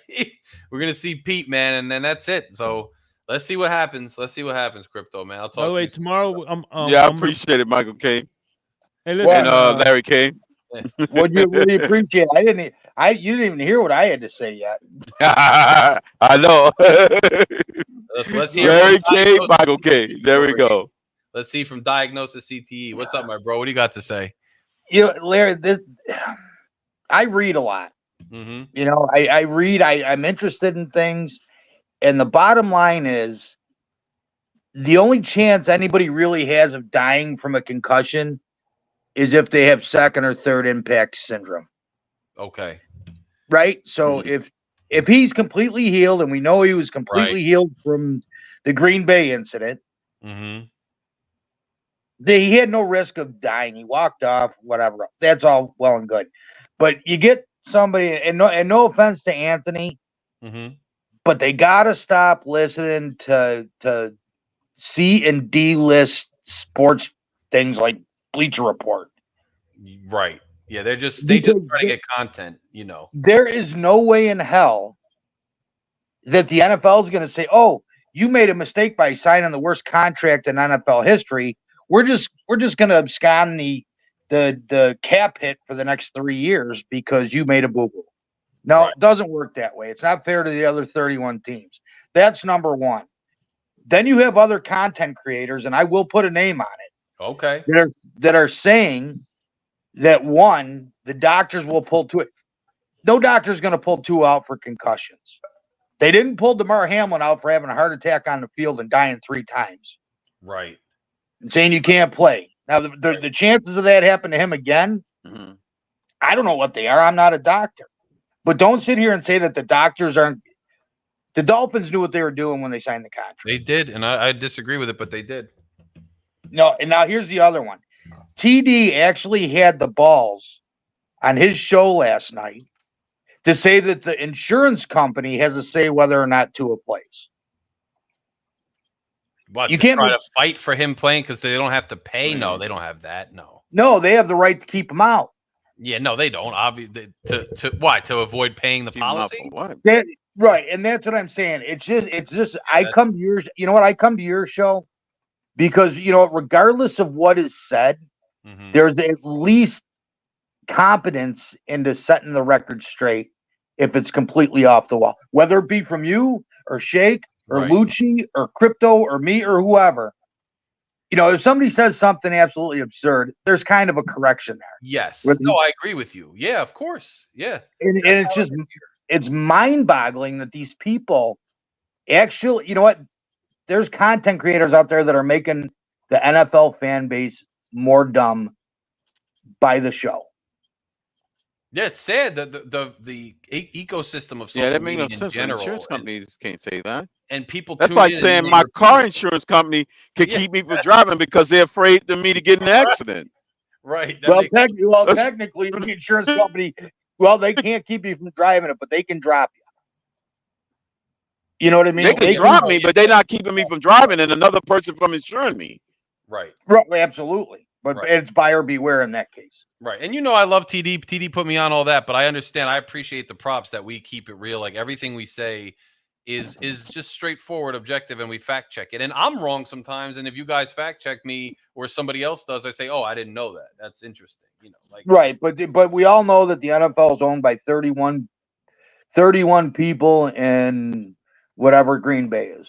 Yeah, whatever they. Yes. You know, a board or whatever. Right. The other 31. You know, that's like saying that because Von Miller got hurt, he played like shit last year, that they were just gonna dissolve his cap hit. No, we took a beating, and we lost some players for it. Yeah, that's what I don't think so. Like, I think the policy is going to compensate Stephen Ross or the Dolphins, but it's not going to absolve the cap hit. The cap hit is what it is. It gets spread out over time with that guaranteed money. They gotta own up to that cap hit.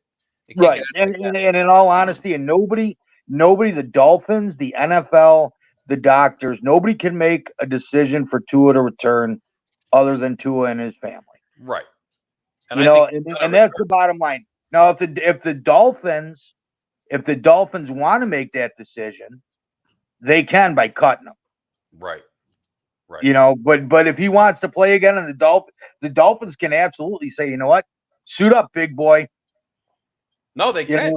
Yeah. And it just amazes me that people and a lot of people are really, really intelligent, but they get so involved that they don't think clearly and by what they're actually saying. No, I think that, and people just go on, and I think in today's society in general, outside, people just develop like whatever they are rooting for, whatever they're about, then it just becomes, I'll contort reality any way I can to just get carried away on this.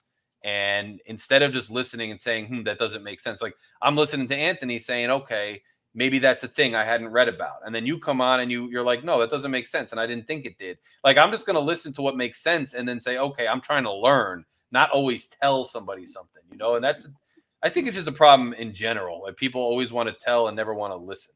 And you got to listen, otherwise you're not going to be informed. Like, I get knowledge because I listen to people, because I read like you do. Like, that's how you get knowledge. I read long form articles like in the New Yorker all the time because I want to learn things I hadn't learned. You know, there's a real unwillingness to learn these days, and everybody wants to be the teacher. And sometimes you're the teacher, but sometimes you're the student, and people want to have to be willing to be the student too. You know. Well, and a lot of it, Larry, is common sense. Yeah, agreed. Yes. So I'm saying about Tua's limitations. That's common sense too. Like, it's not me knocking him or whatever. I wanted him to be a superstar too, but it's common sense looking at the product on the field that's just not what he is. He's not going to put the team on his shoulders. That's just life. I'm not trying to be a hater. There's just no way out of that. Right. Well, absolutely. You know? Absolutely. I'm a huge disappointment to a lot of people in my life. But you know what? I don't give a shit. Right. Whatever. You know what I mean? There was a lot of expectations for me. I did what I did, but you know what? I'm happier for it. Now here's the and nobody's talked about this at all, but the Dolphins' dilemma as an organization. Mm-hmm. Now, obviously, the fan base is split. There's the Tua lovers and the Tua haters, and then there, you know what? And it's in thirds too, because I truly believe that at least a third of this fan base is going to love the team no matter what. Right. Right. So we'll use it as a third. So if the Dolphins decide that, you know what, regardless if Tua is cleared to play or not, we don't want to take that responsibility. Right. They're going to cut him. Well, they're going to alienate 33% of the fan base. Because they didn't keep Tua. They are. Those are dedicated people. They are dedicated Tua fans. They really are. You know, but I'd hate like hell to be in the Dolphins' position. You know what? We don't know why they signed that contract. Is the other thing. I don't know why. Right? Because somebody made sense. Make a plan on his fifth year. What would have happened? What would have happened if he wasn't sitting out? He wasn't going to throw that $22.5 million away. Right. No, he wasn't sitting out. No way he wasn't sitting out. That's a good chunk of change. Right. You know, he could have postured and whatever else, but the bottom line is if anybody out there thinks that because he was healthy all of last year that it wasn't going to happen again, it's just, you know, it's a level of hope that just isn't feasible. No, I get you. I mean, I agree with you. And it happened the very same year, this contract year. Well, it's like the one thing analogy I think with them signing to is like, all right, you have a politician, right? And let's say he's from hey, I have a concern. He goes, really? "Oh, where you from?" I'm from Jersey, East or West? Or you're West? Or you're not my district. Get the fuck away from me. If he goes, I have a concern. What part of Jersey? East. Oh, what is it? He's a voter. I gotta pander to him because he's a voter, and I think that's what's going on with the organization. They appeal to season ticket holders. If you're not a season ticket holder, hey, listen, I guarantee you that there's a lot of people that wrote Ross. Hey, I'm a season ticket holder. This and this and that. Yeah. Please, and he goes, damn, look at all these season ticket holders that want Tua to get their money. And you could hear them in the stadium. They're mostly Tua folks in that because that stadium is pretty decidedly it's Tua the season ticket holders that they give a fuck about. No, yeah, being real. Yeah. No, that's a good point. That's actually a really good point. But when the fan base gets, that's why I always kind of I do it tongue in cheek, but I make fun of those fans like this dude. I always put him up because I'm joking, but I'm not. It's like part of the problem with this organization is that the fans buy those narratives and the media buys those narratives and they run with those narratives. And therefore, the Dolphins still sell a ton of merchandise, still sell a ton of tickets, a ton of season tickets, and a ton of hopium and all these other things because the fans buy the narratives year in and year out. So the Dolphins have to put forth minimal effort to make the team actually competitive or make the right decisions because the fans are easy to sell all the time because they consistently accept mediocrity and celebrate it and keep smoking the hopium.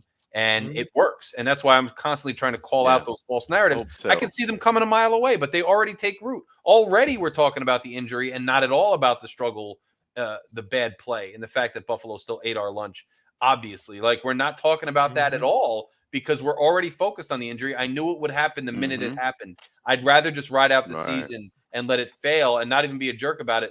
But at least we have some clarity. As long as these narratives keep going, we're never going to get on the right track because the Dolphins always have an excuse to stay the course because they're selling tickets. Larry, there's always an excuse with the Dolphins. Yeah, you got to say injuries one year. It's the play calling. It's the offensive line. There's always an excuse. I'm already hearing chants of run it back.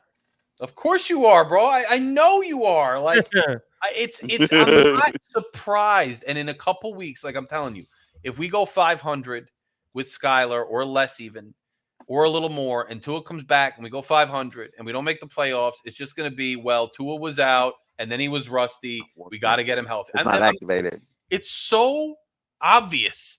Just like last year, I told everybody this narrative is going to be the defense.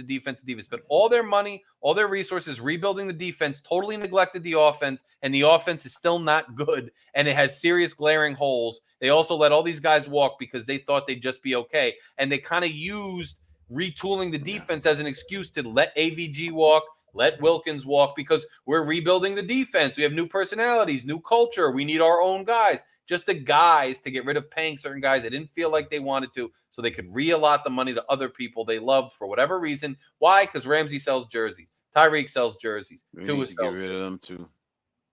We got a tank. Operation Camwood in effect. Yeah, man. I mean, I agree. That's it. I agree. But any final thoughts now from you guys? And Michael K., I'm happy you came up because that was a good conversation. I really appreciate you coming up and providing that because it's just good to listen to. I mean, it makes the show good when you have an intelligent conversation. So, final thoughts? Larry, no, you know what? I do appreciate Michael K. with intelligent conversation. That's an oxymoron. Hey, I don't always have to troll crypto. Yeah, I don't always have to troll, but the point being is I'm a football fan, and regardless of who it happened to or what happened, nobody wants to see it. Right. But the point being, it affects the whole league. Yes. Yeah. And I like talking football in general too. Like, I'm excited to just watch the league. NFL is the only league, like, even when we lose, I'll still watch all the other games because it's still an interesting sport to follow. So, I mean, I agree with you and I'm with you on that. And the truth is, Dolphins fan or not, they put themselves in that hole and they have to eat it now. There's no way out of it. There's no hopium. Yeah. There's no getting out of it. It is what it is. It's Tua, and this is the situation we're digging our own grave, man. Yeah, I just want to know. Well, and my one final thought, and maybe you can touch on this, Larry. The NFL is going through all these concussion lawsuits because they had information they kept from the players. Yes. So all the information wasn't known to the players. Now, Mitch Morris, who's the center for Jacksonville, used to play for Buffalo, and we get to see him Monday night. Mm-hmm. He has 6 confirmed concussions in his NFL career. Wow. And he's still playing. And right. From what he said, there's like 3 or 4 other players with just as many. Yeah, I'm sure. And he said, you know, and Kenny he said Pickett, right? soon. What's that? Kenny Pickett, I thought was one that was above 4 or 5. Oh, he might. I don't know. He might be. I don't.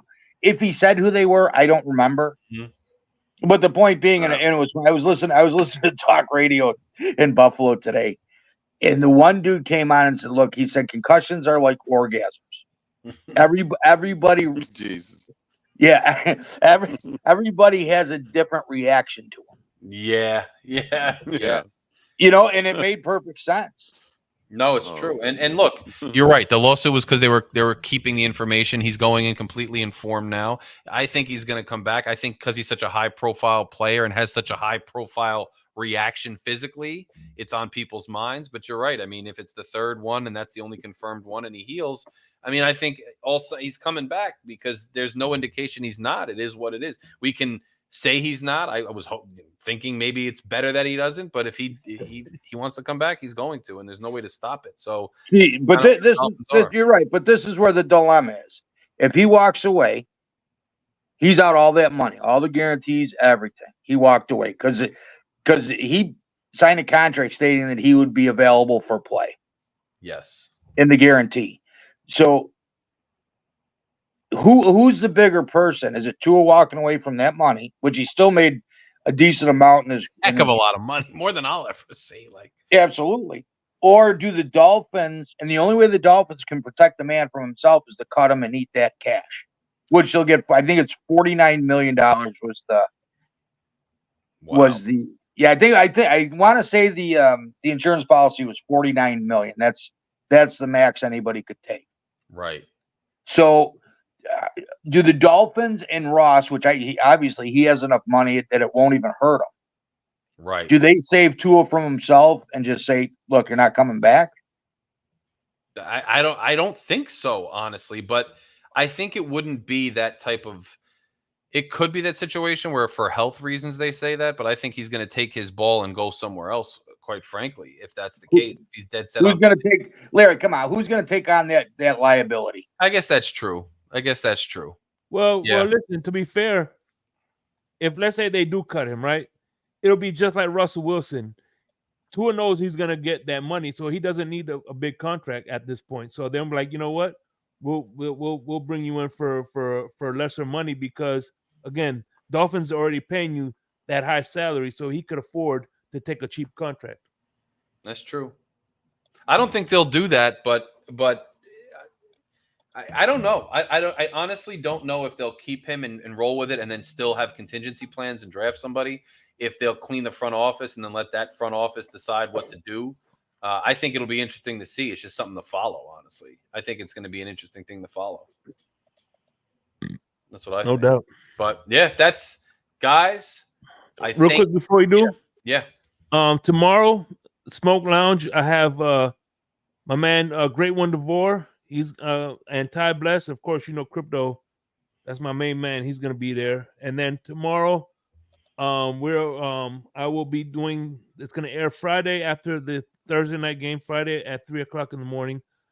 We're doing the military series. Last week we did Raphael Courtright. He represented the Marines. This week we have Nene, who will be representing the Army. So yeah, check those shows out. And of course, Friday we have the drive time. So yeah, man. And of course, this Thursday happy hour. So y'all tune in for that, man. Appreciate y'all as always for coming in and hitting the like button and showing the show support, man. Because it's not about me, it's about the whole Fury fam. Yes, sir. Shake, we love you. We love for that. all you guys. Thanks for joining us on the panel tonight. It's been absolutely great being with you guys. If you haven't done so yet, hit that subscribe button. If you want to come up and chill with guys like Michael K and people like Carrie and all these people that are members of the channel, click the join button, become a member. There's a written column. There's behind the scenes stuff that we do. This is a channel where we have intelligent conversation. We talk. We don't talk over each other. We have legitimate conversations. We call it like we see it. We learn things. We talk fins, and that's what we do. And I love it right here. Let's get to 3,000 now. If you haven't done so, if you're watching the show later, if you're watching the show now and you haven't clicked subscribe yet, hit that subscribe button.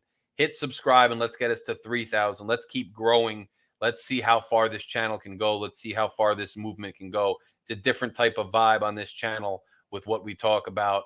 And Carrie, yes, it is. And we're happy to have you as always. Carrie's always weighing in with intelligent conversation.